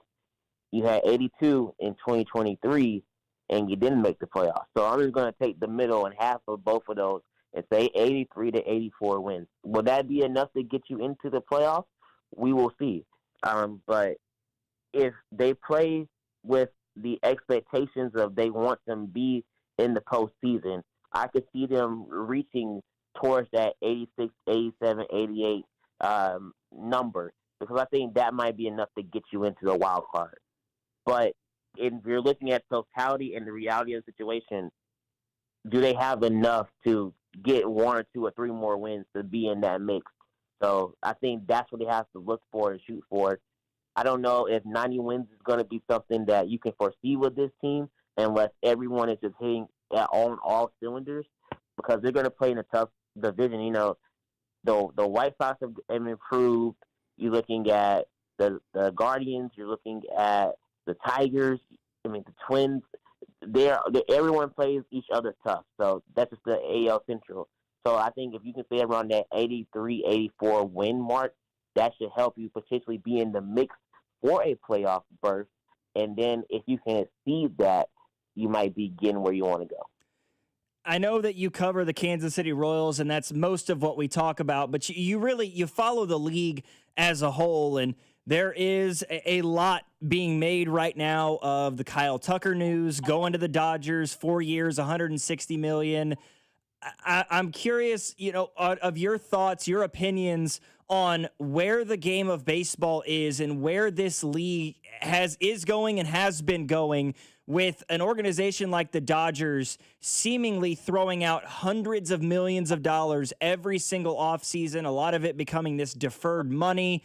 What kind of impact is it having on the game right now, and what kind of impact can it have next year when that lockout hits in December of 26? I think you can't knock the Dodgers for doing what the system allows them to do. They have the funds to be able to go get any player that they desire, and that's what they've been doing. And I think for a lot of teams across the board, there has to be a way so that the owners can spend who they want and the players can get the type of money that they deserve. I don't know how they're going to come to that agreement. I know that a lot has been made of potentially a salary cap or a salary floor, and maybe that'll be a sticking point between both sides if they do have those labor discussions at the end of the season. But there has to be a way, and both sides have to find a middle ground in order to allow baseball to continue to thrive in a way that it can thrive. We saw what happened in the postseason when everyone was watching and everyone was enjoying just the back and forth nature of that playoff series and the World Series between the Dodgers and the Blue Jays, right? So I think that kind of environment, that kind of love for the sport and the game, because it still exists. It's America's pastime for a reason, right?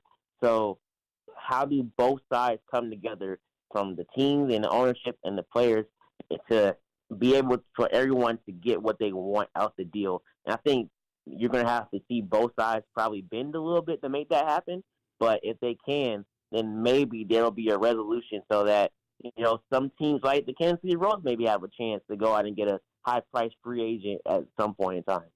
It's going to be fascinating when that lockout expires in December, if we end up, or I should say the CBA, if we have a lockout, and what kind of demands and reconciliations are inevitably made in Major League Baseball. Again, Jalen Thompson of the Kansas City Star joining us. Jalen, really appreciate you taking the time tonight, my man. Thank you so much, Logan. Anytime. All right, appreciate it. Again, Jalen Thompson, Royals beat writer for the Kansas City Star, but a baseball aficionado through and through. Logan Weber alongside Jackson Ogden. This is After Hours, 96.5. The Fan. Looks like Indiana's about to punch in potentially the first score of this college football playoff national championship game. But I want to talk NFL because we got coaching carousel news, a major firing in the AFC. And how about Joe Burrow on social media? For the first time in nearly 2 years, the man's on Twitter, and he's got some things to say. We'll discuss that next here on 96.5 The Fan, your home for Kansas City sports. You're listening to After Hours, brought to you by Twin Peaks. Eats, drinks, scenic views on your home for Kansas City sports. 96.5 The Fan. And Doug. There's nowhere I wouldn't go to help someone customize and save on car insurance with Liberty Mutual, even if it means playing in a football game. Boom! 42! You're going down, Doug! Oh, yeah? Your price on car insurance when you customize and save is going down. Hey! Limu? What are you doing on their team? Only pay for what you need at libertymutual.com. Liberty, liberty, liberty, liberty. So, you're ready to propose, huh? Yeah, man. She's definitely the one. What are we thinking about the ring? I got my wife's at Hellsberg. I couldn't recommend a better jeweler. I could use some help with that. Man, go to Hellsberg. I had no idea how many details you need to consider. Did you know you can get a natural or lab-grown diamond? I didn't. Figure out what she wants. Trust me, they'll make it happen. Start your story with Hellsberg. Shop in store or at hellsberg.com.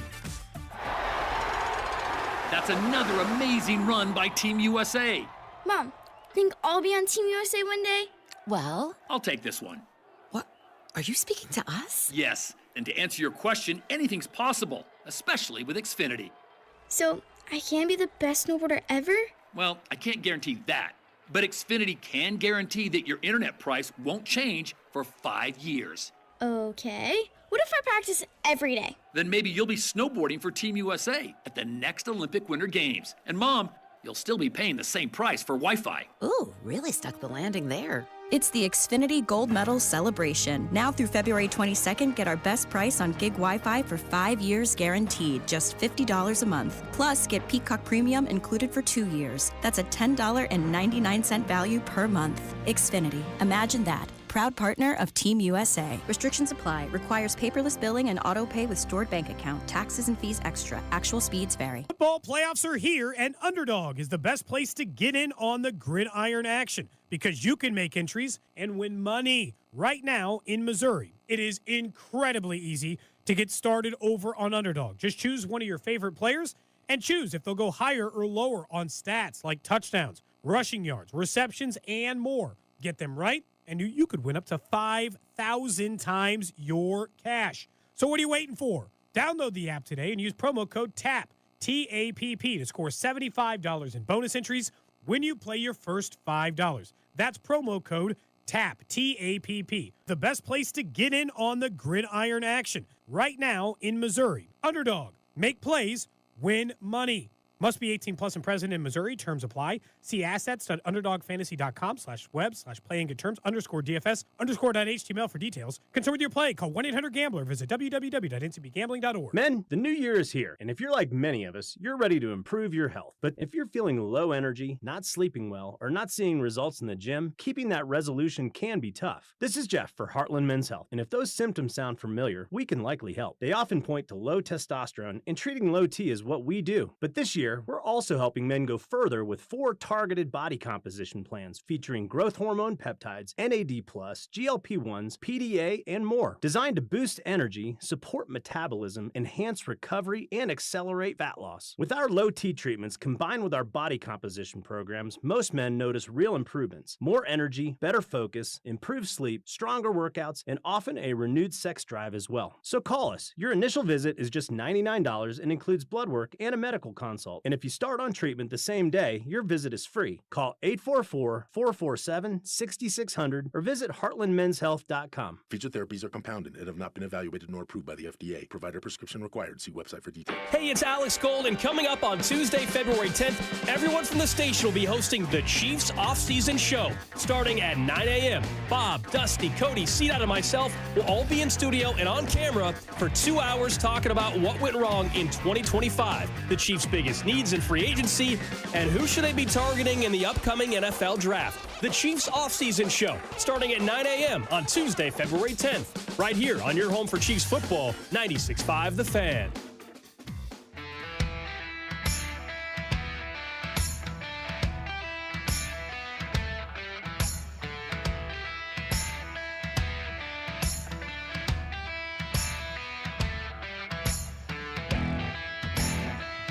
Well, there was a firing in Buffalo today, and it was not who I thought would get fired. I don't disagree with who was, but the fact that the other guy didn't makes no sense. Of course, we all know what I'm talking about. The Buffalo Bills announced today that they are firing their head coach, Sean McDermott, after 9 years with the team. However, general manager Brandon Beane has a different job. Not fired. He's now the president of football operations for the Buffalo Bills.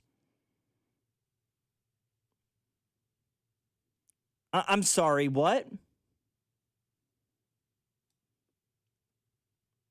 Your guess is as good as mine. It's scapegoat mentality. I don't know. Like, did Sean McDermott do enough? No, he didn't. I'm not going to argue that point, right? 9 years in Buffalo, most of that was Josh Allen, right? And they couldn't get over the hump. Even without Mahomes there, even without Joe Burrow there, even without Lamar Jackson there, he still couldn't get over the hump. And yes, some of that onus, maybe even a lot of that onus, rests squarely on the shoulders of Sean McDermott. But it also falls squarely on the shoulders of Brandon Beane. I mean, look at the Buffalo Bills draft history in the last 5 years. Just look at that and tell me that it is entirely Sean McDermott's fault.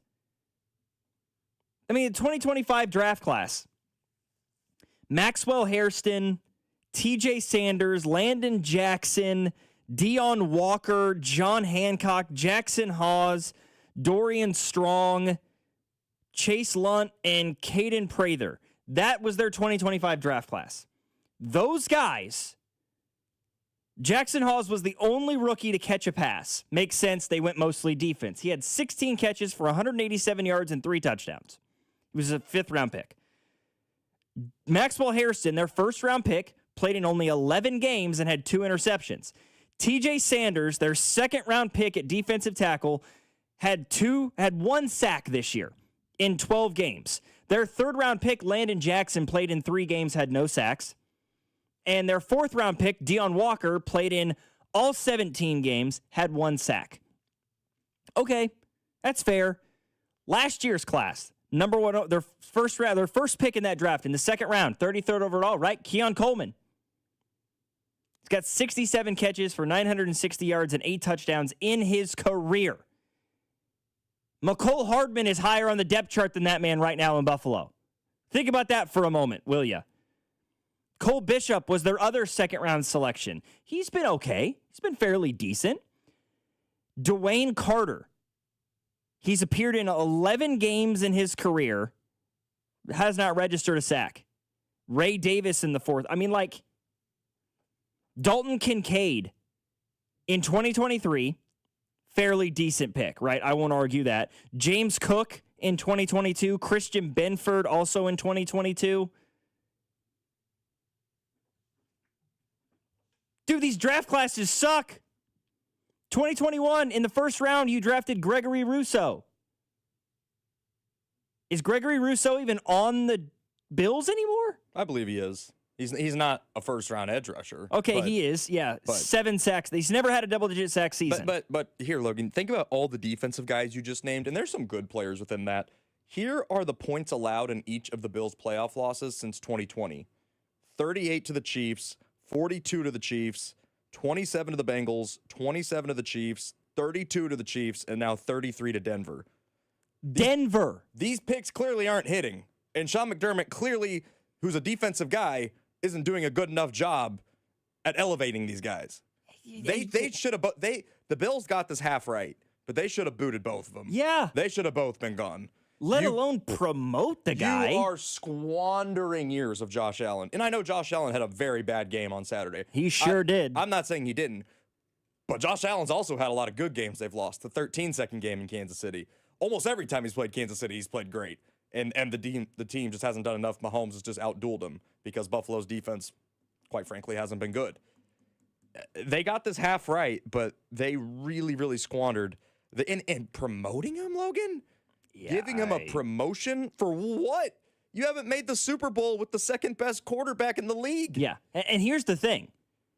They promoted him, but he's still the general manager also. I just want to point that out.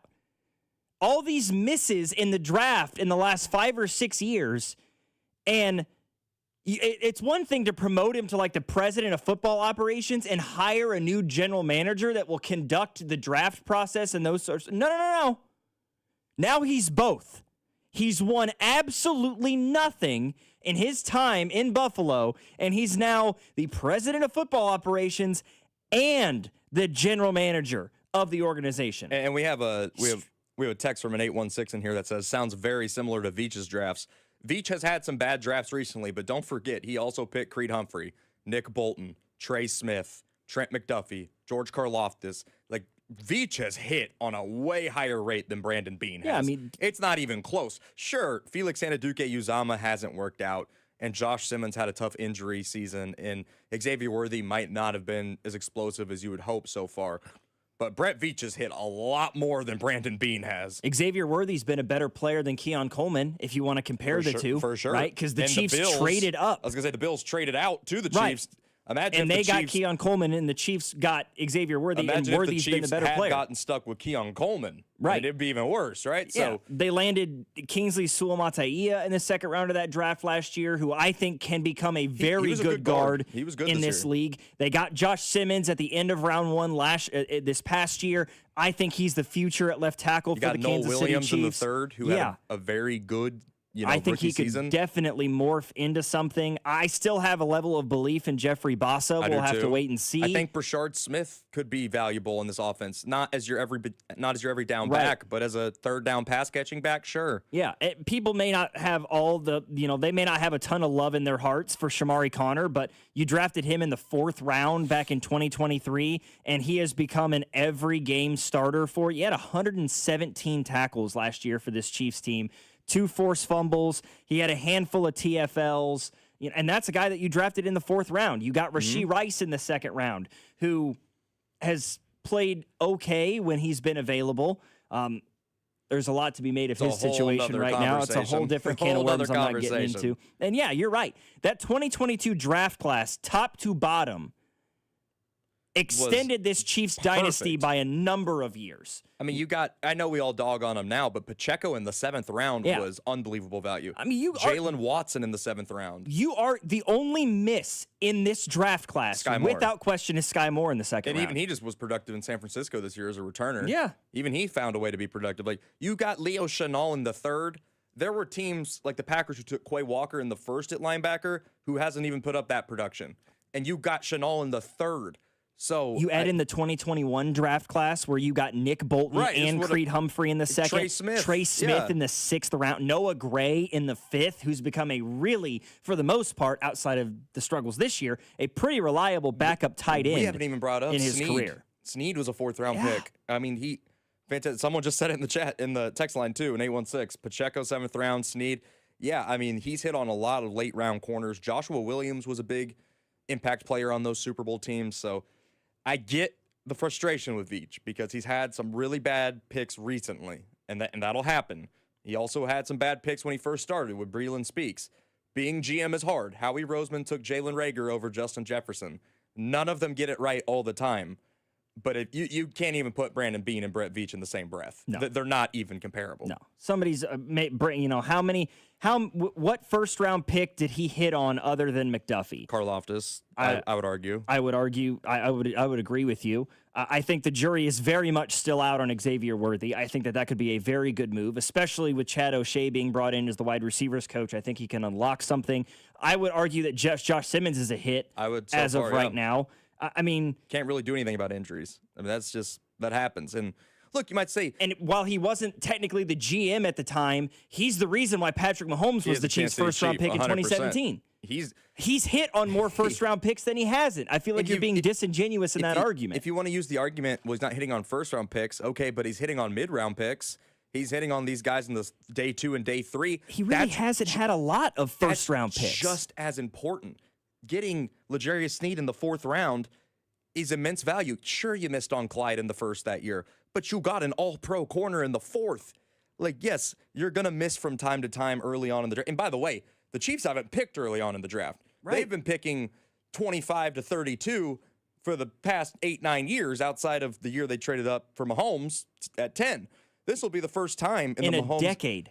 This will be the first time in a decade the Chiefs will have a pick higher than 20. Yeah, and it's hard. Not to mention, if you add in the Mahomes draft class in 2017, right before he was given the title as the full-time general manager of this Chiefs team, he was a huge part of why they drafted Patrick Mahomes in the top 10. Right, you watch it, you see it like in his office, he's got like the Patrick Mahomes, basically the draft day thing, like Patrick Mahomes no matter what sort of thing. In that time frame, in the 9 years, if you include the 2017 draft class that he's been the general manager, they've only had 6 first-round picks in those 9 years. 3 years where they didn't have a first. And outside of Felix and Aduke Uzama, have any of them been a disaster? Clyde Edwards-Helaire and Felix Anudike-Uzama are really the two flops. Both picked 32nd. Exactly. So that's essentially a second-round pick. It's a glorified second-round pick. Yeah, because you hear a lot of GMs say, we have like 16 guys with a first-round grade. Well, by the time you get to 32, those guys are all gone. So, yes, is Brett Veach drafting Jalen Carter and Jordan Davis and all these great players that Howie Roseman is? No, because he doesn't have top 10 picks to do it. Yeah. He can't just go up there and get these guys. They're already gone by the time Kansas City's been picking. Yeah, I feel like that's an unfair thing to be like, what other first-round pick did he hit on besides McDuffie? Most of them. He's been hitting past the first round. Like, so because Creed was a second-round pick, it doesn't deserve the praise just because it wasn't a first-round pick. Right. Creed Humphrey's a top 10 player from that draft class. I mean, it's just, I get Veach makes mistakes. Veach does make mistakes. I understand that. He's not perfect. But boy, does Brandon Beane make a lot more. Oh, it's not even close. It's not even close. Not even close. 913-586-7965 is our number. We'll continue to talk coming up next. We got a lot more coaching carousel news to get to. I talked about some of the firings. How about some hirings? Because we do have some guys filling slots around the league.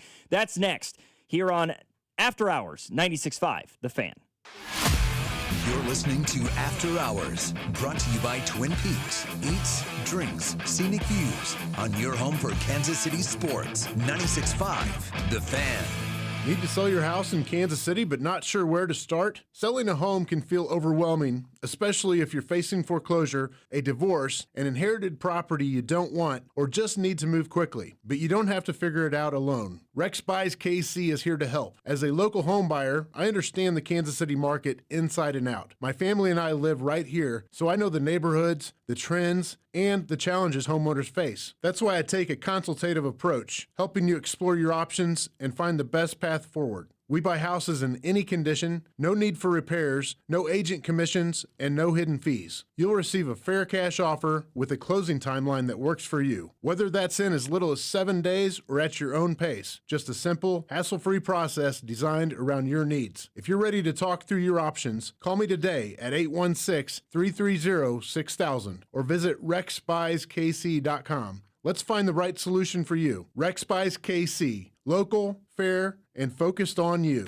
When winter's chill hits, trust Hamilton Plumbing, Heating, AC, and Rooter. For a limited time, get up to $2,000 in instant savings on a new HVAC system from Hamilton. Our pros offer expert installation, flexible financing, and energy-efficient options that can help lower your energy bills. Over 40 years experience and more than 8,000 five-star reviews are great reasons to trust Hamilton. But don't wait. This is a limited time offer. Visit callhamilton.com/radio for details, terms, and conditions. License number 2025-11121. Dane and Hughes here, and it's playoff time, and there's no better place to bet the chase for the championship than Circa Sports. It's sports betting the way it should be. Whether you're betting championship or conference futures, sides, totals, or prop bets for every round, there's no better place to make your bets throughout January all the way to the big game. Circa Sports, with high app limits, player-friendly pricing, and exceptional customer service. Download your new bookie today at circasports.com. Must be 21 or older. Gambling problem? Call 1-800-GAMBLER. Men, it's the new year, and for many of us, it's a time of deciding to make positive changes in our lives. This is Jeff for Heartland Men's Health, and if you're suffering with erectile dysfunction and are tired of the frustration and embarrassment ED causes, you should call Heartland Men's Health today, because there probably isn't a better resolution you can make than to be done with ED. You see, ED doesn't just affect you, it can also affect your partner, even if they don't talk about it. But here's some great news.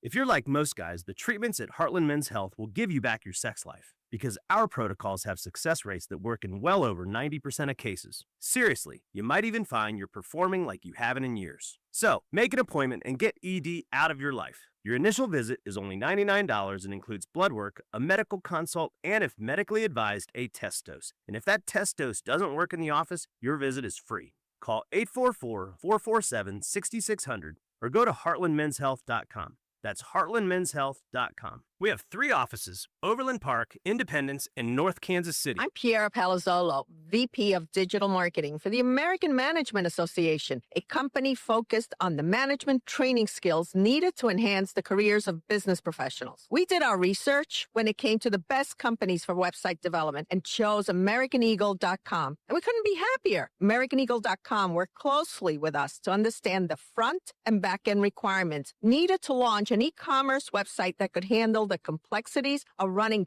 thousands of seminars nationwide. Our robust new website and improved SEO saw immediate increases in site traffic and web revenue. If you're in need of managerial effectiveness and success, visit our website at amanet.org. If you're in need of a website that provides an unparalleled consumer experience, I highly recommend AmericanEagle.com. Transform your business today. Dial 877-WebNow1 for a free digital consultation with AmericanEagle.com.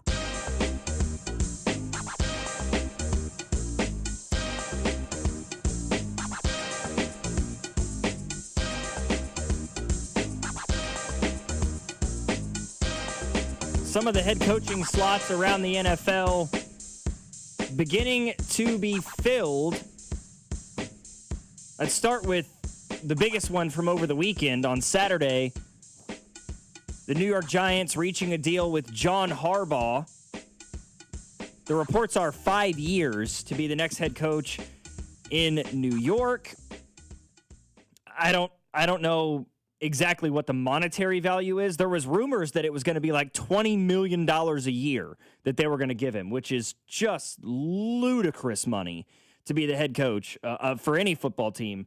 But I don't necessarily, I don't dislike this move from New York, right? Bringing in more of a proven coach of this level, right? Somebody who knows what it takes to be the head coach of a young, dynamic quarterback, which, of course, the Giants believe Jackson Dart can become. But we'll have to see, man. The Giants, as of now, do not have a playoff roster. They have a playoff defensive line. I will certainly agree to that. Their defensive line, their front four is extremely talented. It's a matter of staying healthy, I would say, is one of their biggest keys. Keeping Jackson Dart healthy, keeping Cam Scadaboo healthy, and making sure that those guys can work together, right? Getting Malik Neighbors back, losing him earlier in the year was a huge shock to the system for them. But, you know, if they can get Abdul Carter to take the next step, keep Kayvon Thibodeau healthy, and have him take the next step. I mean, this is a guy they drafted with a top 5 pick that just hasn't really panned out yet. But if they can get it to work, having, you know, Dexter Lawrence and Brian Burns and Abdul Carter and Kayvon Thibodeau all working together could be a huge, huge boon for this Giants team. And I think they made a great decision in bringing in a veteran guy like a John Harbaugh, rather than trying to bring in somebody who's maybe unproven, hasn't been a head coach before, and trying to see if it works out. You know, because there's ebbs and flows with that. I kind of figured that there would be a lot more of that this offseason when you look at the success that Ben Johnson had in Chicago and the success that Liam Cohen had with the Jacksonville Jaguars. You know, these guys that were first-year head coaches that came in with no experience leading a team and doing what they did. I thought that there might be a lot more of those situations this offseason, but it seems to be coming down to guys who are former head coaches of other teams. You know, along those same lines, Kevin Stefanski hired in Atlanta, which I kind of like for the Falcons, to bring in an offensive-minded head coach, somebody that can try to do some different things to unlock something in Michael Penix, right? Bijan Robinson. I mean, look at what Stefanski did early in his career with a younger Baker Mayfield and a healthy Nick Chubb, how effective he was in Cleveland early in his career. I'm very interested to see what they can do with Bijan Robinson from here on out. Kind of giving him the reins, a great young receiver in Drake London. I don't mind that move at all from Atlanta's perspective. And then the other hire that was made today, the Miami Dolphins have hired Jeff Hafley. He is the former now defensive coordinator for the Green Bay Packers to be their next head coach. Makes a lot more sense when you realize who the new general manager of the Miami Dolphins is, that being John Eric Sullivan. Well, where was John Eric Sullivan prior to coming to Miami? He was the assistant general manager for the Green Bay Packers. So these two guys are very familiar with each other. They've worked together with the Pack in the last couple of years, and now they're going to be trying to turn things around in Miami, a franchise that I really kind of feel bad a little bit for Hafley, because if they continue to struggle over the next couple of years, he's going to get fired. And I have a hard time believing it's any fault of his own. They put themselves in a horrendous, I shouldn't say they put themselves, the previous general manager of this Dolphins team put the organization in a terrible spot by giving Tua Tagovailoa crazy money. Tua Tagovailoa is not a good quarterback. He is not an average quarterback. If we're looking at 32 starting quarterbacks across the NFL, he is not in the top 16. He may not be in the top 20. He might not be in the top 32. I mean, he probably is. But, I mean, you look at a guy like Malik Willis, who was the backup in Green Bay. He looked like he had more juice than Tua did this year when he got the chance to play. I'm just saying. I mean, Davis Mills looked better than Tua this year. Tua, man, that contract is going to haunt that franchise for a long time. Chris Greer, their former GM, bad deal, and it's a big reason he's no longer the GM. Yeah, and they're kind of stuck with it there in Miami. I mean, they looking at his deal, right, that 4 years, $214 million, I believe is what they gave Tua in that extension back a couple of seasons ago. I'm not sure there's an out in that contract until after the 2027 season, which means he's stuck in Miami for at least 2 more years before they can move on from him.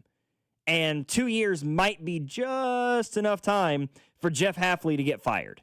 And they're not in a position to draft one this year because I believe they pick 11th. They pick behind Kansas City even.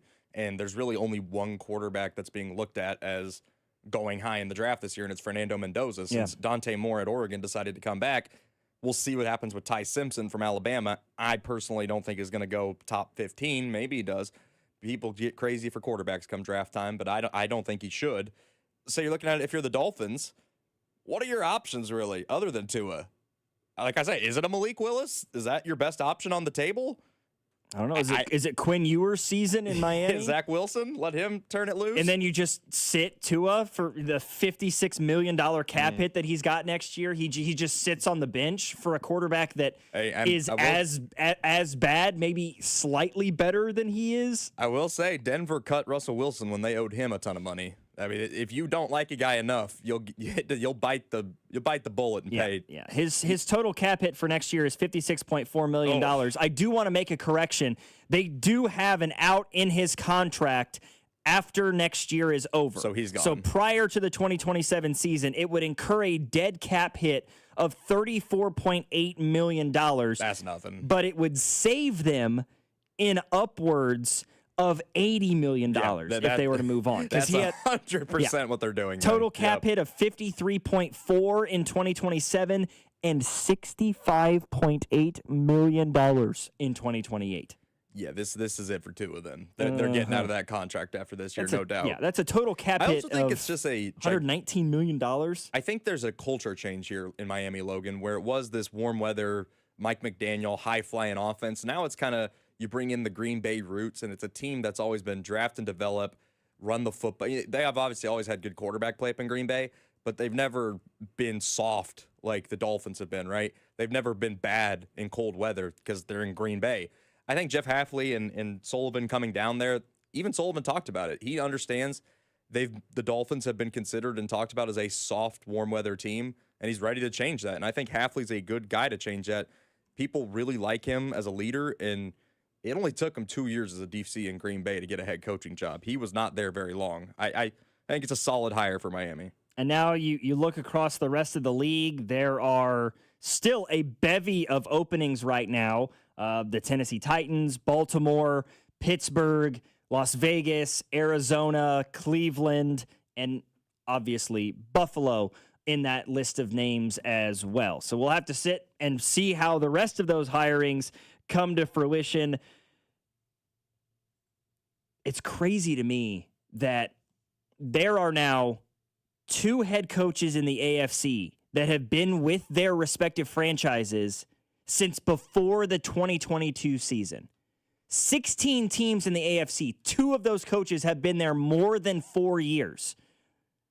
I know we all know who one of them is. That's Andy Reid. Any guesses as to who the other guy is? Zach Taylor. It is Zach Taylor of the Cincinnati Bengals. And many people would argue he should get fired. He should have been. I saw something that said he's the only AFC North head coach, and he's the worst one. Yeah. He's competing with nobody, and he's still the worst one. It's a fair argument to raise. I mean, for sure. 913-586-7965 is our number. We'll come back and wrap up hour number 2 of After Hours next here on 96.5 The Fan. Logan Weber alongside Jackson Ogden, your home for Kansas City sports.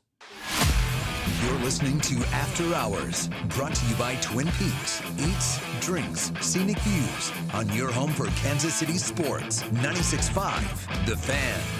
Do you owe $10,000 or more in credit card debt or personal loans? With credit card debt at all-time highs, Debt Relief Advocates is urgently notifying consumers of debt relief now being made available, designed to aid consumers with out-of-control credit card debt. Those who qualify and enroll for this relief program will only have to pay back a fraction of what they owe. This is not bankruptcy or a debt consolidation loan. This is a relief program that credit card companies would rather you not know about, as it ends your debt nightmare nightmare and saves you lots of money. Consumers owing at least $10,000 in credit card debt or personal loans can now take advantage of this debt relief as the cost of living skyrockets. Debt Relief Advocates has established a relief hotline for you to call to learn what debt reduction you may qualify for, so don't wait. For this free information, call the Relief Hotline at 800-390-1164. 800-390-1164.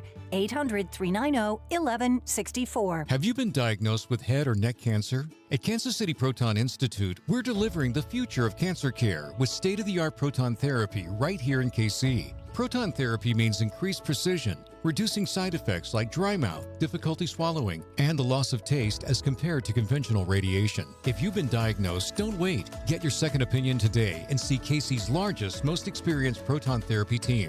Visit kcpi.com. Kansas City Proton Institute, where you see the best in KC. Steve here with Connolly Plumbing Solutions, your neighborhood plumber. For January, after the holidays, we are offering to auger your main line or branch line for only $99 per hour. That's $100 off this month only. This also includes a camera inspection with mainline work. Don't start 2026 with things backing up. So call Connolly Plumbing Solutions at 913-768-7676 or visit ConnollyPlumbingSolutions.com to schedule. FanDuel is giving all customers a profit boost for the college football championship tonight. It's your last boost of the season. Pick the side you believe in or build out a parlay that fits the moment. Then you apply your profit boost and go after a boosted payout with everything on the line. Miami or Indiana, who do you got tonight? It's hard to believe that the Hoosiers will lose against Miami, but maybe you think an 8.5-point spread is too much. You can go over to FanDuel and make that bet. FanDuel's the best place to get into the championship action, and when you win, you'll get paid instantly. So just visit FanDuel.com/local to get your college playoff profit boost today. FanDuel Sportsbook's the official sportsbook of 96.5 The Fan. 21 and present in Missouri. Opt-in required. Bonus issued as non-withdrawable profit boost tokens. Restrictions apply, including any token expiration and max wager amount. See terms at sportsbook.fanduel.com. Gambling problem? Call 1-800-GAMBLER. Oh, how's that flu, babe? Did you take DayQuil Intense Flu yet? Nah, I got this. Ugh, okay, I don't got this. You stay on the couch, and I'll grab the DayQuil. Undo your flu symptoms with DayQuil Intense Flu. DayQuil Intense Flu provides powerful relief of your flu symptoms. I'm ready for that to-do list. Wow, you do got this. DayQuil Intense Flu. The daytime coughing, aching fever under your flu medicine. Use as directed. Keep out of reach of children. My Lowe's Pro Rewards members go big during Lowe's Pro Savings Days. Get member volume discounts plus an extra 5% off eligible orders with a quote of $2,000 or more. Plus, buy more and save more with up to 25% off DWV pipes when you spend $250 or more. Lowe's, we help, you save. Valid through 123. Exclusions, more terms and restrictions apply. Can't be combined with any contract or special pricing. Loyalty program subject to terms and conditions. Visit the Pro Desk or Lowe's.com/terms for more details. Subject to change. You're listening to 96.5 The Fan from the DM Injury Law Studios. Mike's got this. Car, truck, or motorcycle wreck? Remember, Mike's got this. 816-888-7500. Mike's got this. Ooh, Miami might have just caught a break there. Looked at first glance like Charlie Becker scored a touchdown for the Hoosiers, but stepped out of bounds at about the 6-yard line. So Indiana's got it now 2nd and goal at the 5, trying to make this a 2-score game. That's how Miami is going to have to win this game. They're going to have to ugly it up for Indiana offensively. Make them settle for field goals rather than score touchdowns. I think that's Miami's best case scenario in this game, because you're not just going to be able to, in my view, go band for band with what Indiana does offensively if you're giving up touchdowns.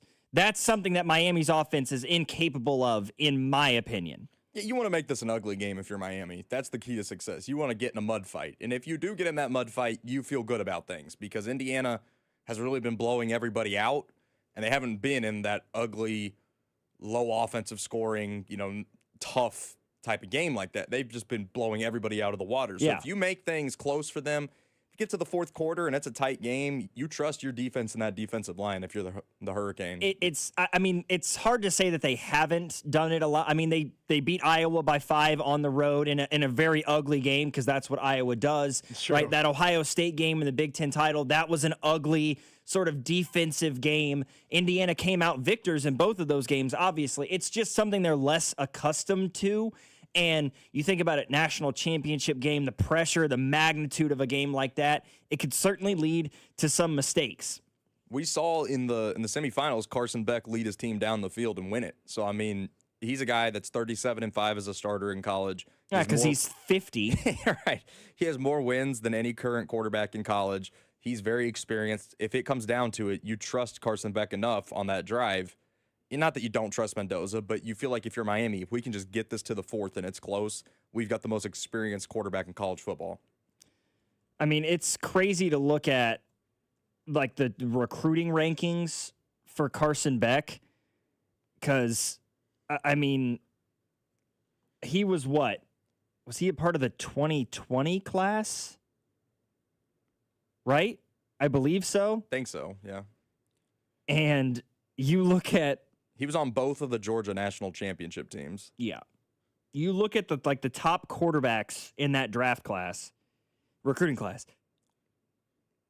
DJ Uiagalelei was the number 1 quarterback in that class.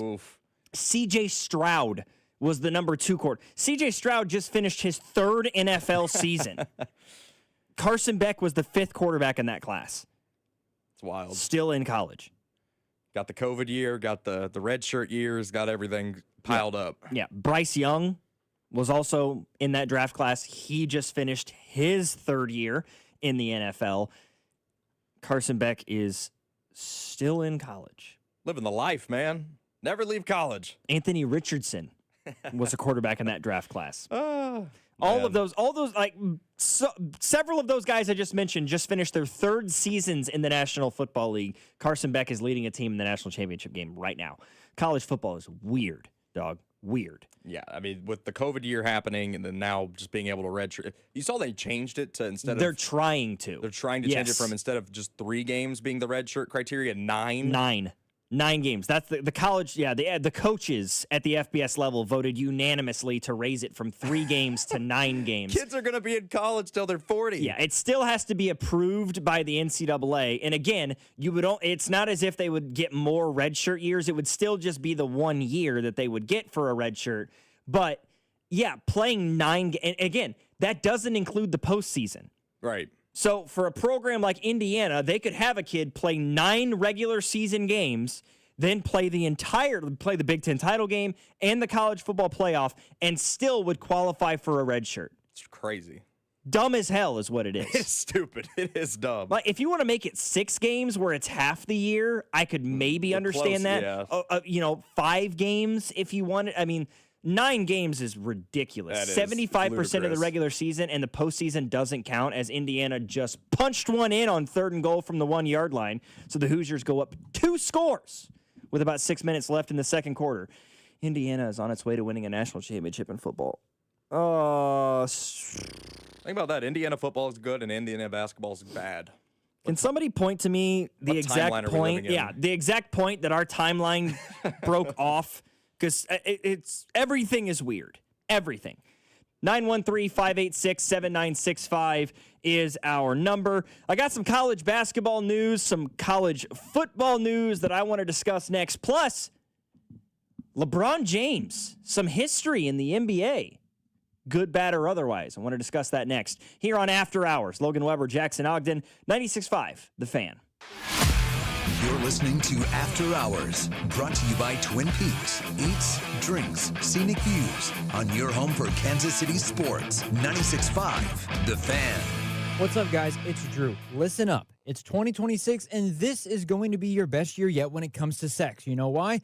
Because you're finally going to take the advice and try the chewable tablets from Blue Chew. Blue Chew's tablets help you feel and perform at your best, and their licensed medical providers work with you to find the right ingredient for your prescription. Be more confident where it counts. Blue Chew's a small chew, for a big difference because showing up matters during life's most exciting moments. Just like the athletes that we love to root on for every single day of the week, these athletes have to be able to show up when it matters during the game's most exciting moments. You need to show up during life's most exciting moments. Be ready when she is. It's not just about performance. Give your partner something to brag to their friends about, because nothing makes you more of a legend than a little Blue Chew. Discover your options at BlueChew.com and get your first month free when you use the promo code KFNZ at checkout. You just cover $5 for shipping. That's promo code KFNZ. Just cover $5 for shipping. That's it. Then you'll be ready to chew it and do it. Hi, I'm Lexi, your friend and jeweler at Shane Company, where we're all about you.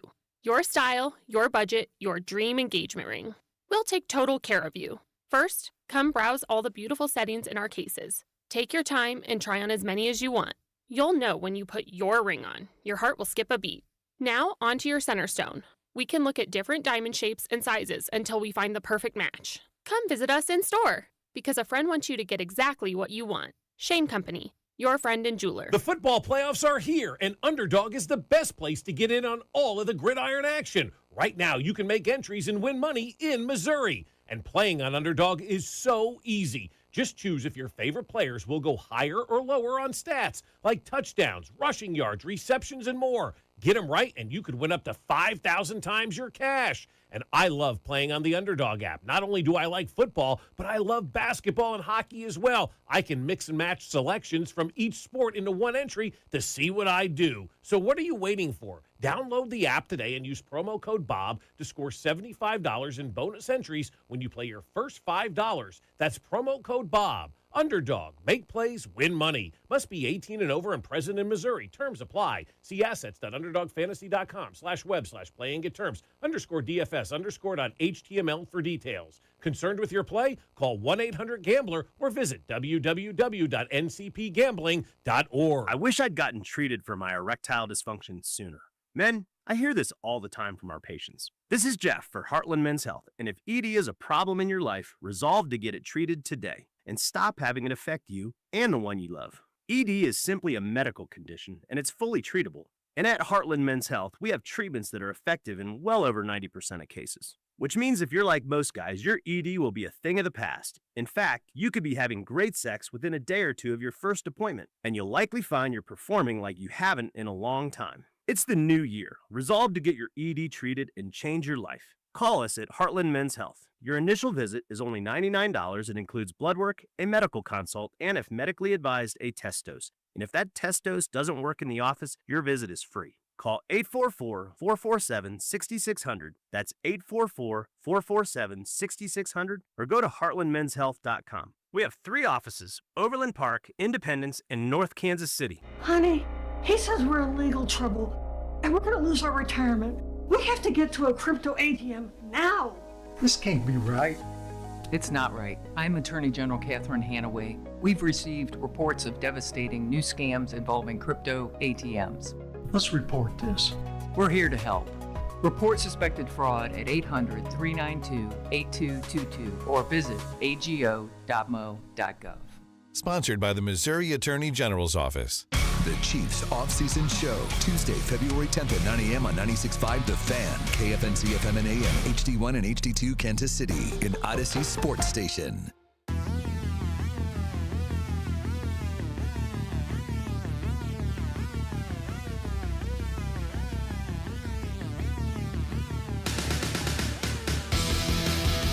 You know, I feel like it's a very rare occasion, for me certainly, but for this station, for this area, to lead a segment with something Joe Burrow said. This is not an area that is a huge fan of Joe Burrow, right? He's Bengals starting quarterback. We don't like the Bengals here in Kansas City. Last couple of years, it's become a very heated rivalry. I would argue it's been a more competitive rivalry than the one that the NFL is trying to force upon us with the Buffalo Bills, who can't even beat Bo Nix on a fractured ankle. But I say that because Joe Burrow is not somebody who goes to social media often. But he took to social media today. Right before our show started, I shouldn't say right before, it was around 4:45 today. Joe Burrow goes to social media where he gave his comments, his thoughts on the two controversial plays that happened in the divisional round of the playoffs over the weekend, right? The first one was the Bills-Broncos game. In that overtime period, the interception that was called against Buffalo that some people thought was a catch. Okay, let me just throw out my thoughts on it first and foremost. It wasn't. He has to complete the catch all the way through to the ground. When he hit the ground, the ball was jarred loose. It ended up in the hands of the corner. It's a pick. If both players had maintained possession of the football and it was a quote-unquote tie, then yeah, it would have been deemed a catch Buffalo football, like it was last year in the game against the Bills, where Xavier Worthy and I believe was it Christian Benford both came down with the football and they both had possession. That was a tie. Tie goes to the offense in that situation. That was not what happened in that game for Buffalo. The receiver let go of the football. DB came away with it. That's how the game ends. Then you had the other situation, which was the Rams and the Bears, correct? And that one has been deemed controversial by some. It appeared Chicago may have picked off Matthew Stafford. That one seemed a little bit more sketchy to me, but Devontae Adams had caught the ball. He'd made a football move. He was technically down by contact at the time that the ball was jarred loose. He had already completed the process of the catch, was my understanding of the play. And apparently, Joe Burrow and I agree on this. He goes on social media today and says the amount of people that don't understand what a catch is in the rule book flabbergasts me. Hey, nice little bingo word. Nice use of your daily thesaurus there, Joe. It's a big old word. And it's not the officials. The two plays yesterday were not difficult calls, and they got them both right. And you know who else is right? Joe friggin' Burrow. He's right. That was an interception in the Bills game, and it was a catch in the Rams game.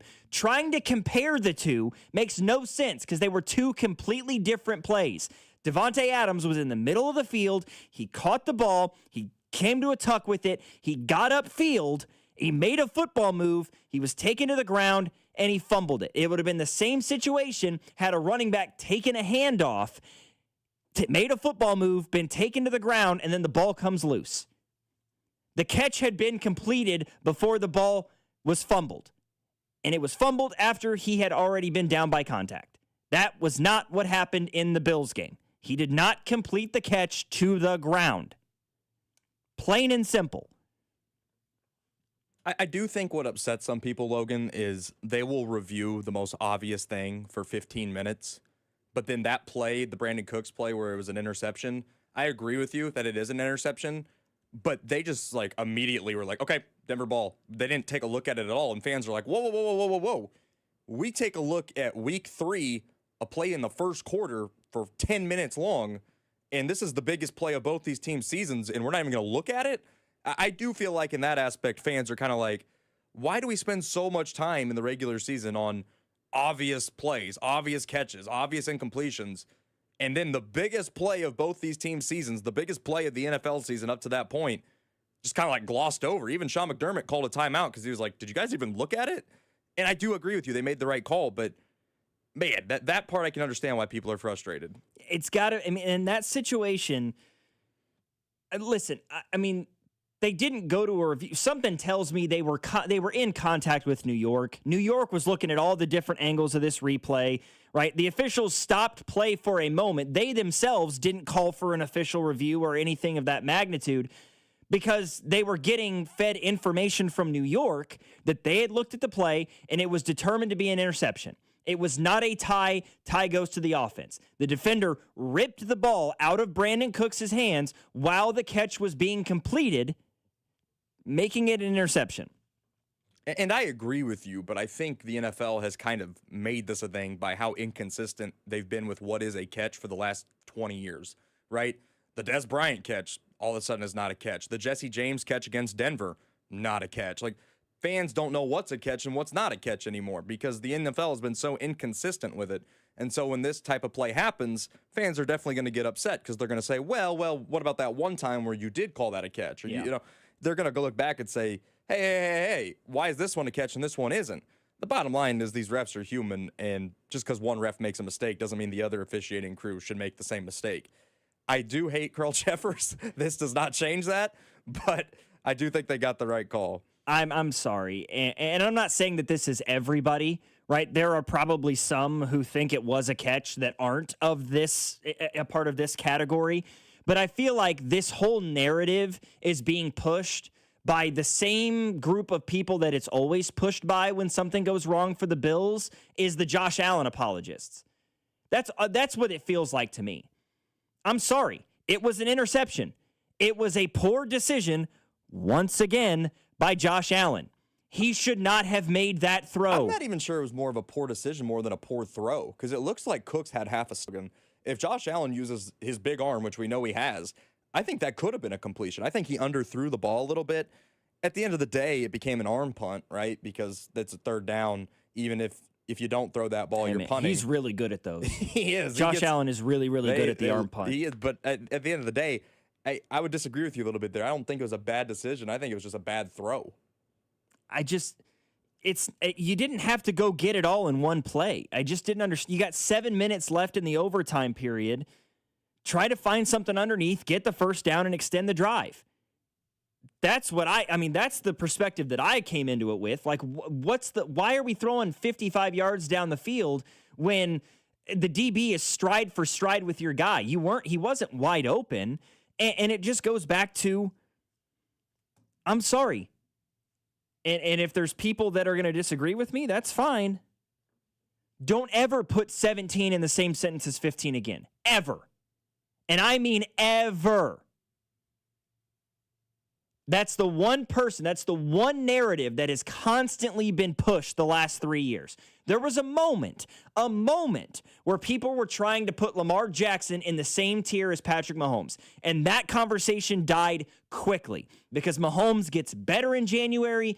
Lamar Jackson falters in January. That died. People were trying to put Joe Burrow in the same sentence as Patrick Mahomes. But he has trouble. He has an injury history, a lengthy one. He misses time consistently, and he doesn't have the success in the playoffs that Mahomes has, even though he's the only one who's beat him in the playoffs. He doesn't even reach the playoffs. No. 3 straight years, the Bengals haven't even made it. But for some reason, this narrative with Josh Allen has just extended for years and years and years. And now here we are. This is his moment. Here's his opportunity. Mahomes isn't in the playoffs. You don't have to you don't have to play Kansas City. Lamar's not in the playoffs. Not in. Burrow's not in. You've got the road is right there in front of you, Josh. It could not have been a clearer path. And what do? You turn the football over 4 times. The Bills love the number 4. 4 straight Super Bowl losses, 0-4 against the Chiefs, and now 4 Josh Allen turnovers in the divisional round. That's not even to mention the fact that he actually fumbled a 3rd time in the game. He was just able to recover it. Mm-hmm. The fumble before half is the most egregious. Oh, my God. It was awful. And they lose by 3. And those were 3 free points he gifted Denver. It just can't happen. And then there was less than 10 seconds left in the half. You're not going to go the length of the field and score there. Just go down. I don't blame you if you weren't watching ESPN today, because sometimes it can be like, okay, this is, a bunch of garbage. But Dan Orlovsky loves Josh Allen, and they were showing that play, and he was like, well, it can't happen for Josh, but a Bill should have recovered it. And I'm like, where are these excuses? Like, why do we keep making these excuses for a guy who's never even appeared in a Super Bowl? Yeah, that's all it is with him. It's like when he's good, he's great, right? When he's good, he's Superman. But he makes mistakes. And yes, obviously, your heart breaks a little bit when you watch the post-game press conference and he's very emotional. He's like, I let my guys down and all those things, but it's not, it's really hard to argue with that he didn't let his guys down. You turn the football over 4 times. I was convinced that was going to be the worst quarterback play of the weekend, and then not even 24 hours later, C.J. Stroud happened. Yeah. Yeah, and nobody's making excuses for C.J. Stroud, are they? the conversation around Stroud now is he even the guy there? And of course, Josh Allen has deserved to be put on a pedestal above CJ Stroud. We're not going to argue that. But you're right. They're making excuses for Josh Allen. For CJ Stroud, they're calling it the way it is. Yeah. Is Josh Allen a better player than CJ Stroud? Yes, 100%, obviously. 100%. Absolutely. I'm not going to argue that point. But the narrative switch with, yeah, CJ Stroud's terrible. He's washed. The rookie year was a fluke. You know, the Texans should just go with Davis Mills or whatever the hell. And Josh Allen turns the football over 4 times in his own right in a game, and everybody's like, well, you know, Josh needs more help. This team's really bad. They had problems. Their defense, Swiss cheese, right? Wide receiver core, laxed. But you have the best running back in the AFC in James Cook. I would say maybe the best running back in the NFL. I myself would probably put Christian McCaffrey there. Probably 2,000 all-purpose yards. Up there as well. True. But certainly the best running back in the AFC this year, the NFL's leading rusher. It's him and Jonathan Taylor. And a top 5 offensive line in football. Mm-hmm. And you still turned it over 4 times. I think a key moment in that game, Logan, is Bo Nix throws a pick to a Bills defensive lineman right after Buffalo had gone down and scored. It was 23-17. Broncos get the ball back. Bo Nix throws a pick. 2 plays later, Josh Allen gives it right back, throws another pick. It's just these types of things that have kept him from getting to a Super Bowl. He has the most playoff wins of any quarterback to not make a Super Bowl, and it's by 3 now. He has 8. The next closest is Phillip Rivers at 5. So, I mean, it's not even close. It's unprecedented to see a quarterback win these many playoff games and never make the bowl. And on top of this, there are now 4 franchises, I'm sure you've seen this stat flying around, that have won a playoff game in 6 straight years. The previous 3 all won 3 championships in that span. The Bills didn't even reach a Super Bowl. None. I mean, you want to look at the difference in the football game yesterday? The Denver Broncos scored 33 points. 16 of those 33 points came off turnovers. All 4 times that Buffalo turned the football over, Denver scored 1 touchdown and 3 field goals. It's the difference in the football game. Without question, it's the difference in the football game. 913-586-7965 is our number. I want to go through the rest of the divisional round games in the NFL when we come back. Rams with a incredible win in Chicago last night. The Seahawks embarrassing the lowly Niners, and much more. Logan Weber, Jackson Ogden, After Hours, here on your home for Kansas City Sports, 96.5, The Fan. You're listening to After Hours, brought to you by Twin Peaks. Eats, drinks, scenic views, on your home for Kansas City Sports, 96.5, The Fan. FanDuel is giving all customers a profit boost for the college football championship coming up tonight. It's your last boost of the season. So pick the side that you believe in and build a parlay that fits the moment. Then apply that profit boost and go after a boosted payout with everything on the line. Miami has had an incredible run to a championship, but we'll see if Indiana can cap off this Cinderella story and one of the greatest college football seasons that we've seen in the sports history. FanDuel is the best place to get in on the championship action. And when you win, you get paid instantly. All you need to do is visit FanDuel.com/local. That's FanDuel.com/local to get in on the college football profit boost today. So pick the side that you believe in and build a parlay that fits the moment. Then apply that profit boost and go after a boosted payout with everything on the line. FanDuel is the official sports book of 96.5 The Fan. Must be 21 and present in Missouri. Opt-in required. Bonus issue is non-withdrawable profit book token. Restrictions apply, including any token expiration and max wager amount. See terms at sportsbook.fanduel.com. Gambling problem? Call 1-800-GAMBLER. I'm worth more. I'm worth more. I'm worth a lot more. And I completely agree. That's why I'll pay more for your car at GiveMeTheVin.com. That's the name of our new campaign. I'm worth more. You are worth more, and your car's worth more. And that's why I will pay more. And remember, if I don't beat the price on a CarMax or a Carvana deal, I'll pay you $100 at GiveMeTheVin.com. Sell us your car. GiveMeTheVin.com.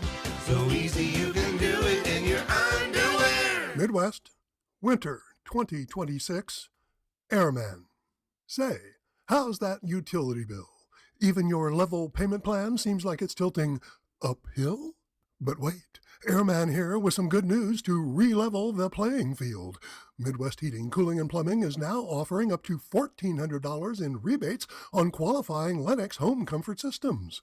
But hold on, there's more. Midwest is also stepping up with 60 months 0% financing with approved credit.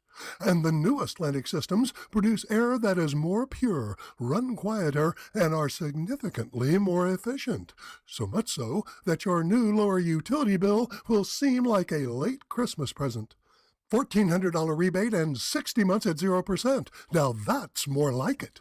Go to MidwestHeating.com or dial 943-8787 for details.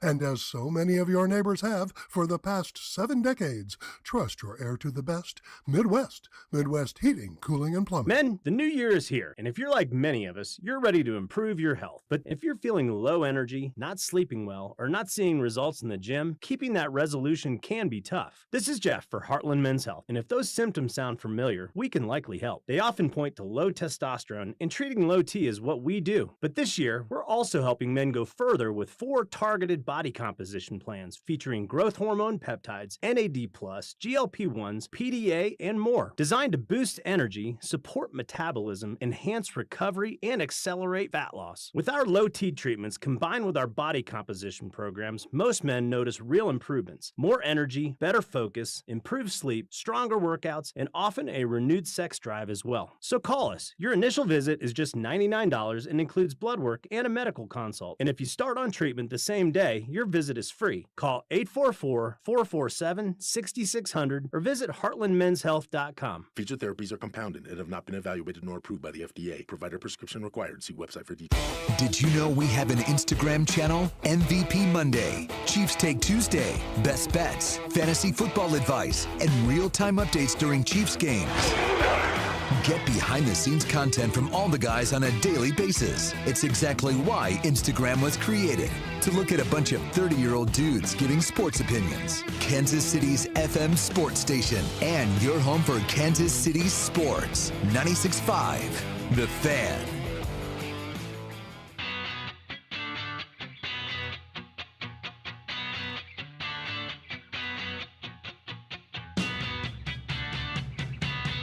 The divisional round games in the NFL, I would say for the most part, were pretty good, pretty entertaining.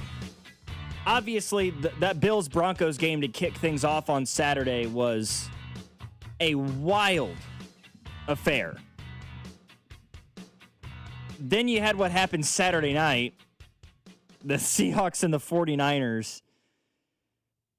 I felt like San Fran would struggle, especially throwing the football, with the loss of George Kittle because of how reliant they are on their tight ends, specifically their tight end in George Kittle.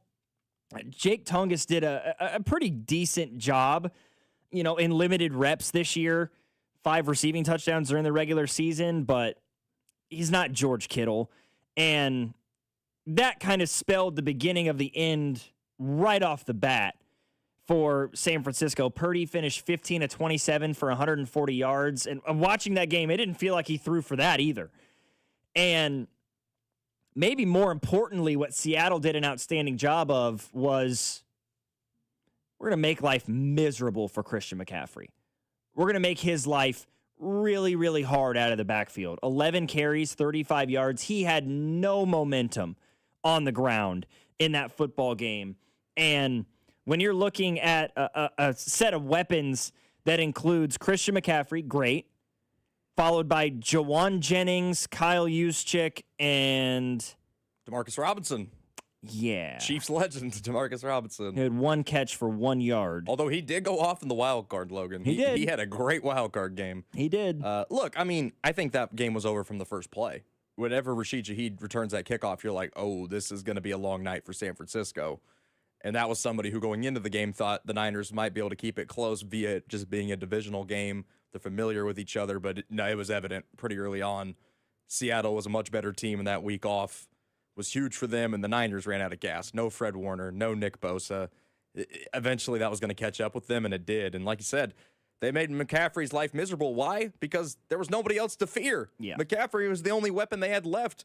whatever happened to Brandon Ayuk? Who knows where he is? He's just speeding by the facility at 100 miles an hour. But yeah, that was just an old-fashioned butt kicking, and Seattle is scary, scary good. Yeah, the whole first quarter, it was just, the opening kickoff is one thing, but then San Fran gets short field on the ensuing kickoff because of the penalty.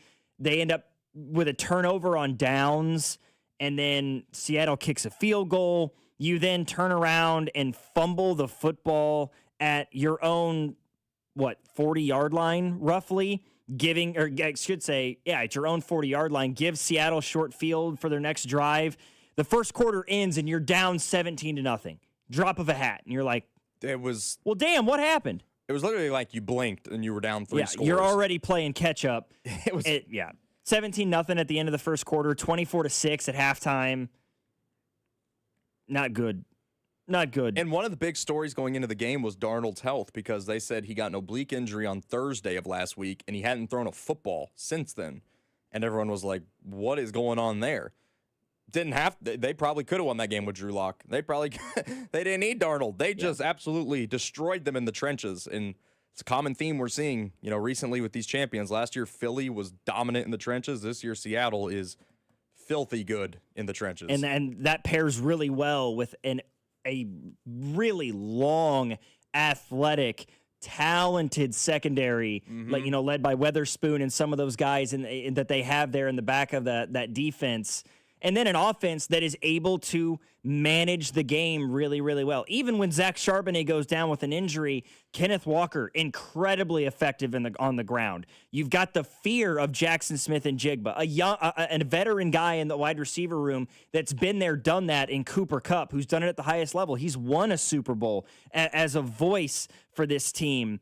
They are incredibly talented top. There's no really strong weaknesses for this Seattle team. They're just solid in every phase of the game, which makes them incredibly dangerous. And when you're San Francisco and you're already battling that with a team that's banged up, and then you turn the ball over technically 6 times, you fumbled twice, you threw a pick, and you were 0 for 3 on fourth down conversions.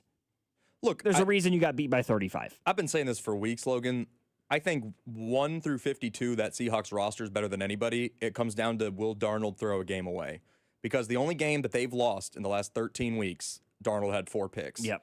Other than that, they're going to beat you. They're better than everybody else from 1 to 52.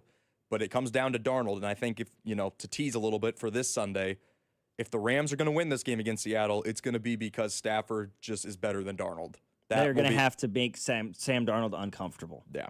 They're going to have to use their front four with guys like Jared Verse and the young kid, Fisk. Yeah, Fisk. There. I mean, they got a strong defensive line themselves. If they can get to Sam Darnold, force him to be a little bit gun shy and, throw a couple picks maybe, that's going to give the Rams a really good shot. That's what happened in their first matchup is Darnold threw 4 picks, but still the Rams only won by 2. Yeah.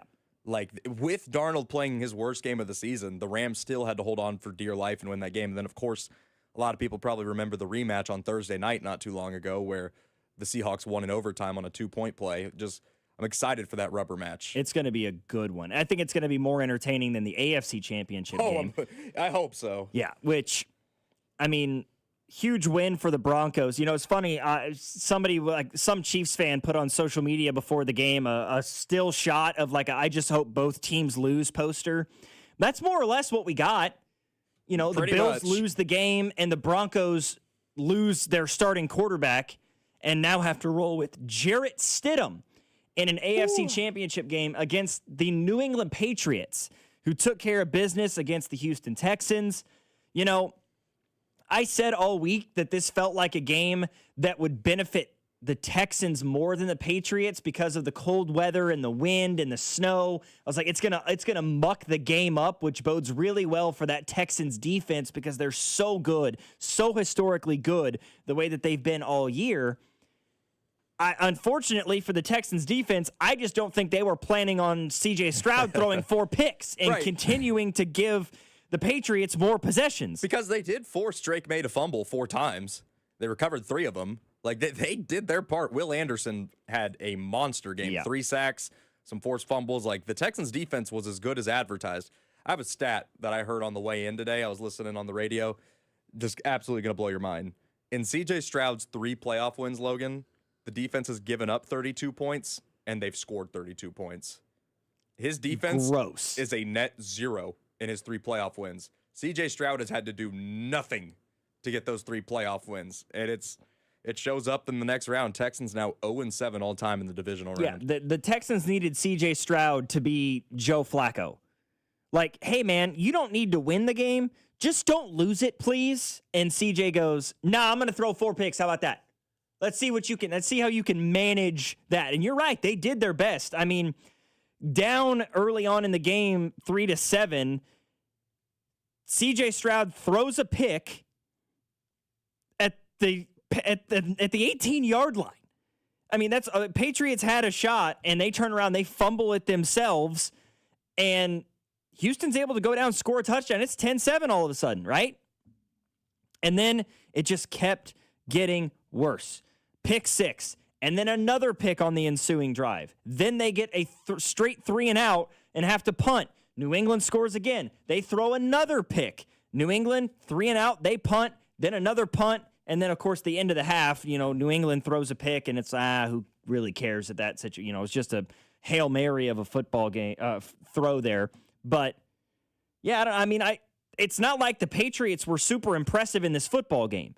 They just made less mistakes in less crucial moments than Houston did, especially in that first half. I mean, being able to go up 21-10 in the first half before the snow really started to come down and slowed both teams. Here we go. And now New England is going to have to gear up for Jarrett Stidham in an AFC Championship game against the Broncos offense that's already not super impressive. As long as Drake May doesn't turn the football over 3 times against Denver, I think New England wins this thing by multiple scores. I do think New England should be favored. However, I might not subscribe to the notion that Denver's dead. I really just believe in Sean Payton to make it easy on Stidham. He's such a QB guru. Mm-hmm. Look how easy he's made it on Bo Nix. Not to discredit Bo Nix, but look how easy he's made it on him as a young quarterback. He doesn't have to do too much. He doesn't have to win them the game. He just has to go out there and play smart football, and the design is going to be there. So I think there's a possibility because of that. It's in Denver, and that Broncos defense really gets to the quarterback, and Drake May has a fumble problem. So there's an avenue here. It's not completely dead if you're a Broncos fan, but that has to be the biggest roller coaster of emotions ever. To win that type of game and then an hour later learn your quarterback's done, it has to just be like, I couldn't even believe it. I was like deflating. I thought I first saw it on Underdog Twitter, and I was like, they got hacked. I was like, that can't be real. Like, yeah. When did he break his ankle? Sure enough, it ended up being true. Just I feel terrible for Bo. As much as we don't like the Broncos, that is a brutal way for that to go. Yeah, brutal way for his season to end. I mean, leading this team the way he has, or leading this offense. He the way deserves he has. a ton of credit in that game. The defense has led this team, but that game specifically, he deserves a lot of credit. He was big time. He did his job, man. He made great throws. He was smart. He was safe with the football. The exact inverse of what Josh Allen was in that game on Saturday. And that was with two of his receivers going out, Pat Bryant and Troy Franklin. So, I mean, he really was down to Cortland Sutton and a bunch of LaJordan Humphrey. Like, he didn't have all these guys to throw to, and Bo Nix played well. It's funny, we talk about the revisionist history with Josh Allen. There's a little bit of that starting to develop with Caleb Williams that I don't understand. Like, yeah, Caleb Williams can make all the throws. Mm-hmm. He made the play of the postseason with that throw at the end of regulation to tie it. 100%. Without question. That was an unbelievable throw. There are less than 5 people on planet Earth capable of making that throw, okay? And luckily for us, one of them resides in Kansas City by the name of Patrick Mahomes.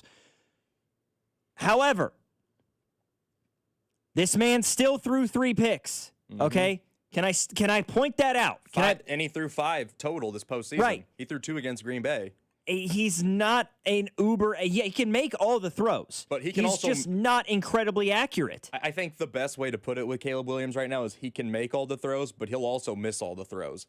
He'll make the most ridiculous, crazy off-platform throw you've ever seen, and then he'll miss a 5-yard hitch. Yeah. And it's just, you got to find that consistency if you're him. He makes that throw at the end of regulation to tie it and send it to overtime, and then he has the football in his hands with a chance to win it and send the Bears to the NFC or to the NFC Championship game.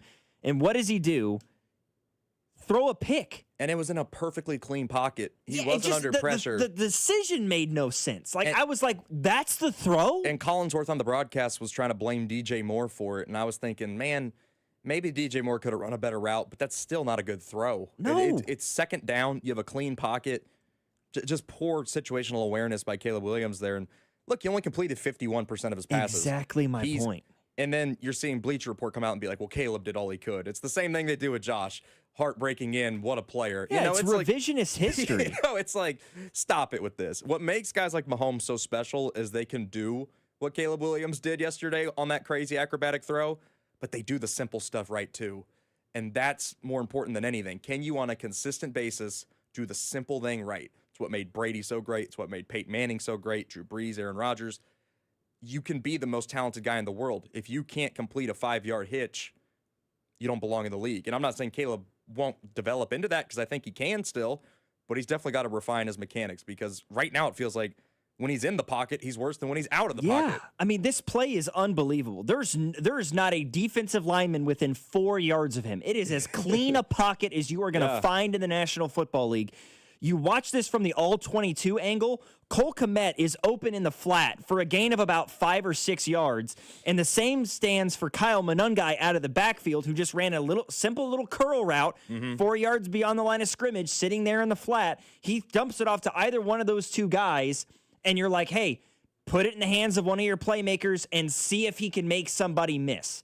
But no, instead, he tries to fire the ball across the middle of the field late, towards the right sideline, obviously, you know, sort of by the hash, I would say, closer to the hash than the numbers. And the safety comes down from his spot and just undercuts the route, makes a great play on it. And Collinsworth trying to blame DJ Moore is just outrageous.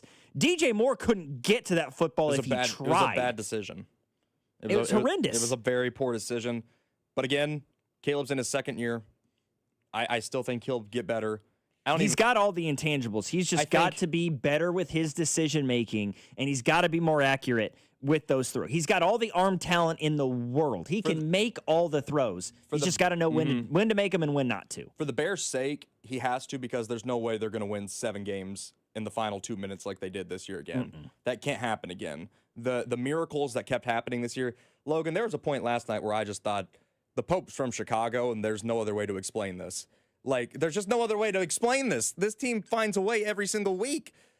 Just great season for Chicago, but your points are correct. Caleb's got to get better.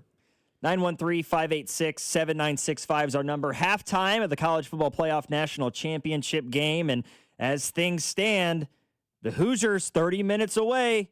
10-0 is your score at the half. Indiana leading the U. Logan Weber alongside Jackson Ogden, After Hours, here on 96.5, The Fan. You're listening to After Hours, brought to you by Twin Peaks. Eats, drinks, scenic views on your home for Kansas City sports. 96.5, The Fan. Hey, football fans, picture this. You bet on your favorite player to score the first touchdown in the game, but his teammate scores instead. If this happens, BetMGM wants to give you another chance at the end zone. With BetMGM's second chance promotion, you'll get your stake back if your first touchdown scorer scores second instead. That's right. Bet on any pro football player to score the first touchdown of the game. If you're right, you win. If your player scores second, you get your stake back in cash. With BetMGM's second chance offer, you have a chance to keep the fun going after the first player crosses the goal line. Try a first TD score wager with confidence today. BetMGM. Make it legendary. BetMGM and GameSense remind you to play responsibly. See BetMGM.com for terms. 21 plus only. Kansas only. Existing customer offer. Subject to eligibility requirements. Rewards paid back in unrestricted withdrawable funds. Please gamble responsibly. Gambling problem? Call 1-800-GAMBLER. In partnership with Kansas Crossing Casino and Hotel. Wouldn't you like to take a vacation from your bills? Well, you can. With credit card balances at an all-time high and Golden Oak's 4.5% rate, you could be saving thousands of dollars after a simple phone call. Call today and get your cash in as little as 14 days and make no payments for 2 months. Call 913-890-GOLD. Golden Oak Landing, cured my blues. 5.442 APR, FHA 15-year, 20% equity, qualified credit, additional terms apply. NMLS 114937. Men, it's the new year, and for many of us, it's a time of deciding to make positive changes in our lives. This is Jeff for Heartland Men's Health, and if you're suffering with erectile dysfunction and are tired of the frustration and embarrassment ED causes, you should call Heartland Men's Health today, because there probably isn't a better resolution you can make than to be done with ED. You see, ED doesn't just affect you, it can also affect your partner, even if they don't talk about it. But here's some great news. If you're like most guys, the treatments at Heartland Men's Health will give you back your sex life, because our protocols have success rates that work in well over 90% of cases. Seriously, you might even find you're performing like you haven't in years. So, make an appointment and get ED out of your life. Your initial visit is only $99 and includes blood work, a medical consult, and if medically advised, a test dose. And if that test dose doesn't work in the office, your visit is free. Call 844-447-6600 or go to heartlandmenshealth.com. That's heartlandmenshealth.com. We have 3 offices: Overland Park, Independence, and North Kansas City. Steve here with Connolly Plumbing Solutions, your neighborhood plumber. For January, after the holidays, we're offering to auger your main line or branch line for only $99 per hour. That's $100 off this month only. This also includes a camera inspection with mainline work. Don't start 2026 with things backing up. So call Connolly Plumbing Solutions at 913-768-7676 or visit ConnollyPlumbingSolutions.com to schedule. Paramount Plus is the new home of UFC, and we're coming out swinging with UFC 324. Oh, what a shot! And 325. Boom! On back-to-back weekends, the new era is here. It's time! Every fight. Bam! Let's go! One subscription. Oh my goodness! Pay-per-view just got knocked out. Let's go! Back-to-back blockbuster UFC events this month only on Paramount Plus.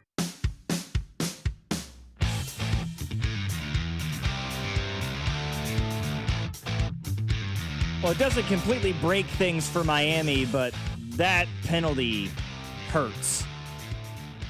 Hurricanes had Indiana with a 3rd and 17. Indiana basically just ran a draw play, conceding the drive. They were ready to punt, but a personal foul face mask penalty extended the drive for Indiana. This is monumental, in my opinion, for the Miami Hurricanes' chances of winning. You cannot give up a touchdown on this drive. A field goal, I think you can still weather that storm. Obviously, a punt is best case scenario, but I feel like a touchdown, you're more or less dead in the water for the rest of this game. They're in a good spot, though, now. 3rd down and 9 coming up for Indiana. Hurricanes trying to get the Hoosiers off the field and get the football for the first time in the 3rd quarter. A couple of other little bits of news here locally that have some merit as Mendoza gets sacked.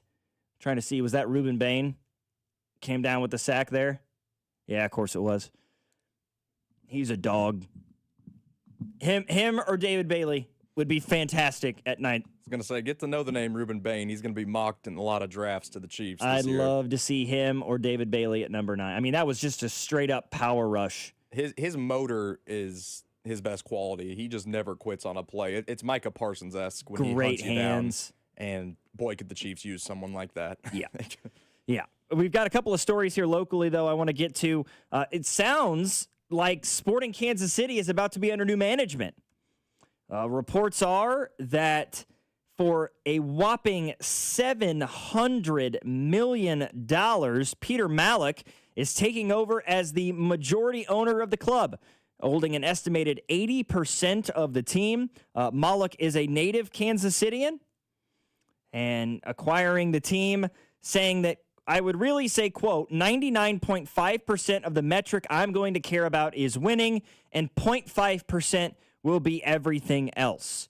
Sounds like he is going to be looking first and foremost at getting this team competitive, getting them back into positions to win MLS Cups, rather than maybe focusing on some of the other monetary things that go on inside a professional sports organization. It is official. former Kansas State running back Dylan Edwards, the former four-star from Derby, Kansas, is a Jayhawk. Yes, the guy who started his career at Colorado, then transferred to K-State, is now going to be joining KU to extend his football career. As if that rivalry needed more ammunition, now KU and K-State fans can argue about something else entirely, and that being Dylan Edwards. Basketball-wise, all three teams regionally are in action tomorrow. KU will be on the road to face Colorado tomorrow night. This is a big piece of news. We talked about it earlier. Bill Self, the head coach for the Jayhawks, is not going to be at the game. He has been feeling under the weather. He was admitted to the hospital today where he received IV fluids. They said he's feeling better, but he will not be making the trip to Boulder for tomorrow night's game. A huge one for KU. They're 13-5, 3-2 in the Big 12. They're coming off of their best stretch of basketball all year thus far. Going on, in 2 games at home last week, you beat Iowa State by 20. You beat Baylor by 18. They are trying to make a statement right now and really turn the corner. We'll see if they can do it without Bill Self tomorrow night. K-State is at home to play Utah. Two of the lowliest teams in the Big 12 this year. Wildcats are winless in league play. Utah is 1-4. K-State's actually an 8.5-point favorite in this game, which is a bit surprising considering they haven't won a Big 12 game yet. However, it's been a bit of a gauntlet for them. They played a 2-3 Oklahoma State team in the league. Their worst loss was on the road at Arizona State, which is their only Big 12 win for the Sun Devils. We'll see, but something's got to change and in a hurry for K-State. Otherwise, Jerome Tang may be looking for living quarters elsewhere and occupation elsewhere rather than in Manhattan. And then Mizzou in action tomorrow night at home at Mizzou Arena, taking on 21st-ranked Georgia. Both of these teams having good years so far. The Bulldogs are 15-3. This season, they are 3-2 in the SEC, including a recent home win against Arkansas. So a little bit of momentum for the Bulldogs. Meanwhile, Mizzou has sort of faltered. They lost their last game out at home, or on the road, I should say, against LSU. Right now, Bulldogs are seen as a 1.5-point favorite in that game. Coming up, we're going to wrap things up here on After Hours, 96.5 The Fan. Logan Weber, Jackson Ogden. Talk maybe a little bit more about the news of the day today, which is the Kansas City Chiefs reuniting with Eric Bieniemy as the team's offensive coordinator. That's next here on your home for Kansas City sports. You're listening to After Hours, brought to you by Twin Peaks. Eats, drinks, scenic views on your home for Kansas City sports. 96.5 The Fan. Start the new year by moving, not hurting. If joint pain's holding you back, then listen up. There's a way to get real relief without surgery, without downtime, and without putting your life on pause. QC Kinetics delivers regenerative treatments that actually help your body repair the areas causing you pain. Those achy knees, hips, shoulders, your back, wherever it hurts. Instead of facing an invasive operation that sidelines you for months, these treatments happen right in the office and you go about your day. Skip the 3 to 6 months of recovery. Skip the pain. Skip the invasive surgery. Imagine this instead. You're moving stronger and better and planning the year you want. Game-changing regenerative treatments from QC Kinetics. January is supposed to be your clean slate, so make it one. Stop managing the pain and start solving it with QC Kinetics. Call now for your free consultation. 816-412-6299. That's 816-412-6299. Off 435 in State Line and in Gladstone, it's QC Kinetics. Call Hamilton today for our $79 mainline drain cleaning special. The pros at Hamilton will inspect your drains with video camera technology to pinpoint exactly what is needed to clear those clogs and help prevent expensive drain repairs. The expert technicians at Hamilton are ready 7 days a week to solve your problem the right way, the first time. Over 40 years experience and more than 8,000 five-star reviews are great reasons to trust Hamilton. Visit callhamilton.com/radio for details, terms, and conditions. License number 2025-11121. Football playoffs are here, and Underdog is the best place to get in on the gridiron action because you can make entries and win money. Right now in Missouri, it is incredibly easy to get started over on Underdog. Just choose one of your favorite players and choose if they'll go higher or lower on stats like touchdowns, rushing yards, receptions, and more. Get them right, and you could win up to 5,000 times your cash. So what are you waiting for? Download the app today and use promo code TAPP, T-A-P-P, to score $75 in bonus entries when you play your first $5. That's promo code TAPP, T-A-P-P. The best place to get in on the gridiron action right now in Missouri. Underdog. Make plays, win money. Must be 18 plus and present in Missouri. Terms apply. See assets.underdogfantasy.com/web/play and get terms _DFS_.html for details. Concerned with your play, call 1-800-GAMBLER. Visit www.ncbgambling.org. I know that hiring can be challenging. You need someone to match your role perfectly. Well, now you can meet them fast on ZipRecruiter. Build your team, build it sooner. Meet your match on ZipRecruiter. Just head to ZipRecruiter.com/free right now to try it for free. That's ZipRecruiter.com/free. Meet your match on ZipRecruiter. Try it free. Welcome back to Winter Hack Radio, the place for clever hacks to survive the season. Icy driveway? Well, try spreading sand or birdseed to help with traction. Snowy puppy paws? Well, grab a whisk, brush it off, done. Catch COVID-19? Well, just get... Actually, there's no hack for COVID-19. But if you test positive, prescription medications for COVID exist. Ask your doctor if they're right for you. Visit PfizerForAll.com to learn more. Sponsored by Pfizer. You're listening to 96.5 The Fan from the DM Injury Law Studios. Mike's got this. Car, truck, or motorcycle wreck? Remember, Mike's got this. 816-888-7500. Mike's got this. Here comes the U. Big time touchdown run. Mark Fletcher Jr. going the 57 yards to the barn for 6. That's why I said, getting that stop defensively, giving your team the football back down 10-0 rather than 13 or 17-0, paying major dividends for Miami now as they're down by just 3 early in the third quarter of this college football playoff national championship game. Going back to the news of the day, we talked about it earlier.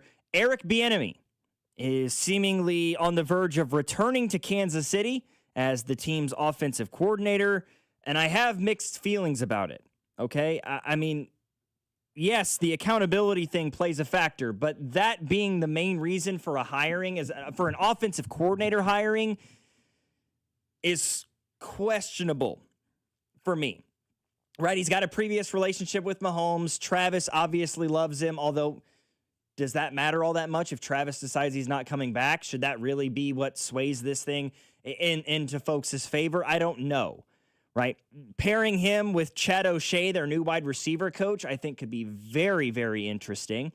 I look forward to seeing whether or not they give O'Shea like a passing game coordinator title potentially to maybe help in the passing game for Eric Bieniemy, kind of give him somebody to bounce ideas off of, along with Andy Reid, obviously. But again, we all know who's the end-all, be-all decision maker in this situation. It's all going to come down to Andy Reid, and maybe that's a big part of why Eric Bieniemy and a reunion there is what made the most sense. I highly doubt you would have been able to get a Mike McDaniel or an offensive coordinator who has had play calling duties before, or a head coach to come be an offensive coordinator for a team where he can't call plays, where the play sheet is not in his hands. Was this the Chiefs' first choice? Maybe. But it may have been their first choice because it was the only viable choice they had. I hate thinking about it from that standpoint, but it's strange. You hired him without there seemingly being an interview conducted and without having interviewed seemingly anybody else. If Eric Bieniemy was the best candidate for the job after you went through all the interviews, that's one thing. But it doesn't seem like they interviewed anybody else, and this was their plan all along. We'll see how it plays out. I'm going to reserve judgment. For my producer, Jackson Ogden, I'm Logan Weber. Thank you guys for joining us. Thanks for getting involved in the text line and sharing your opinions with us. Greatly appreciate it as always. It'll be K-State basketball tomorrow night, so we won't be here on the airways. But tomorrow, or Wednesday, I'll be back with you right here on After Hours, 96.5 The Fan. You're listening to After Hours, brought to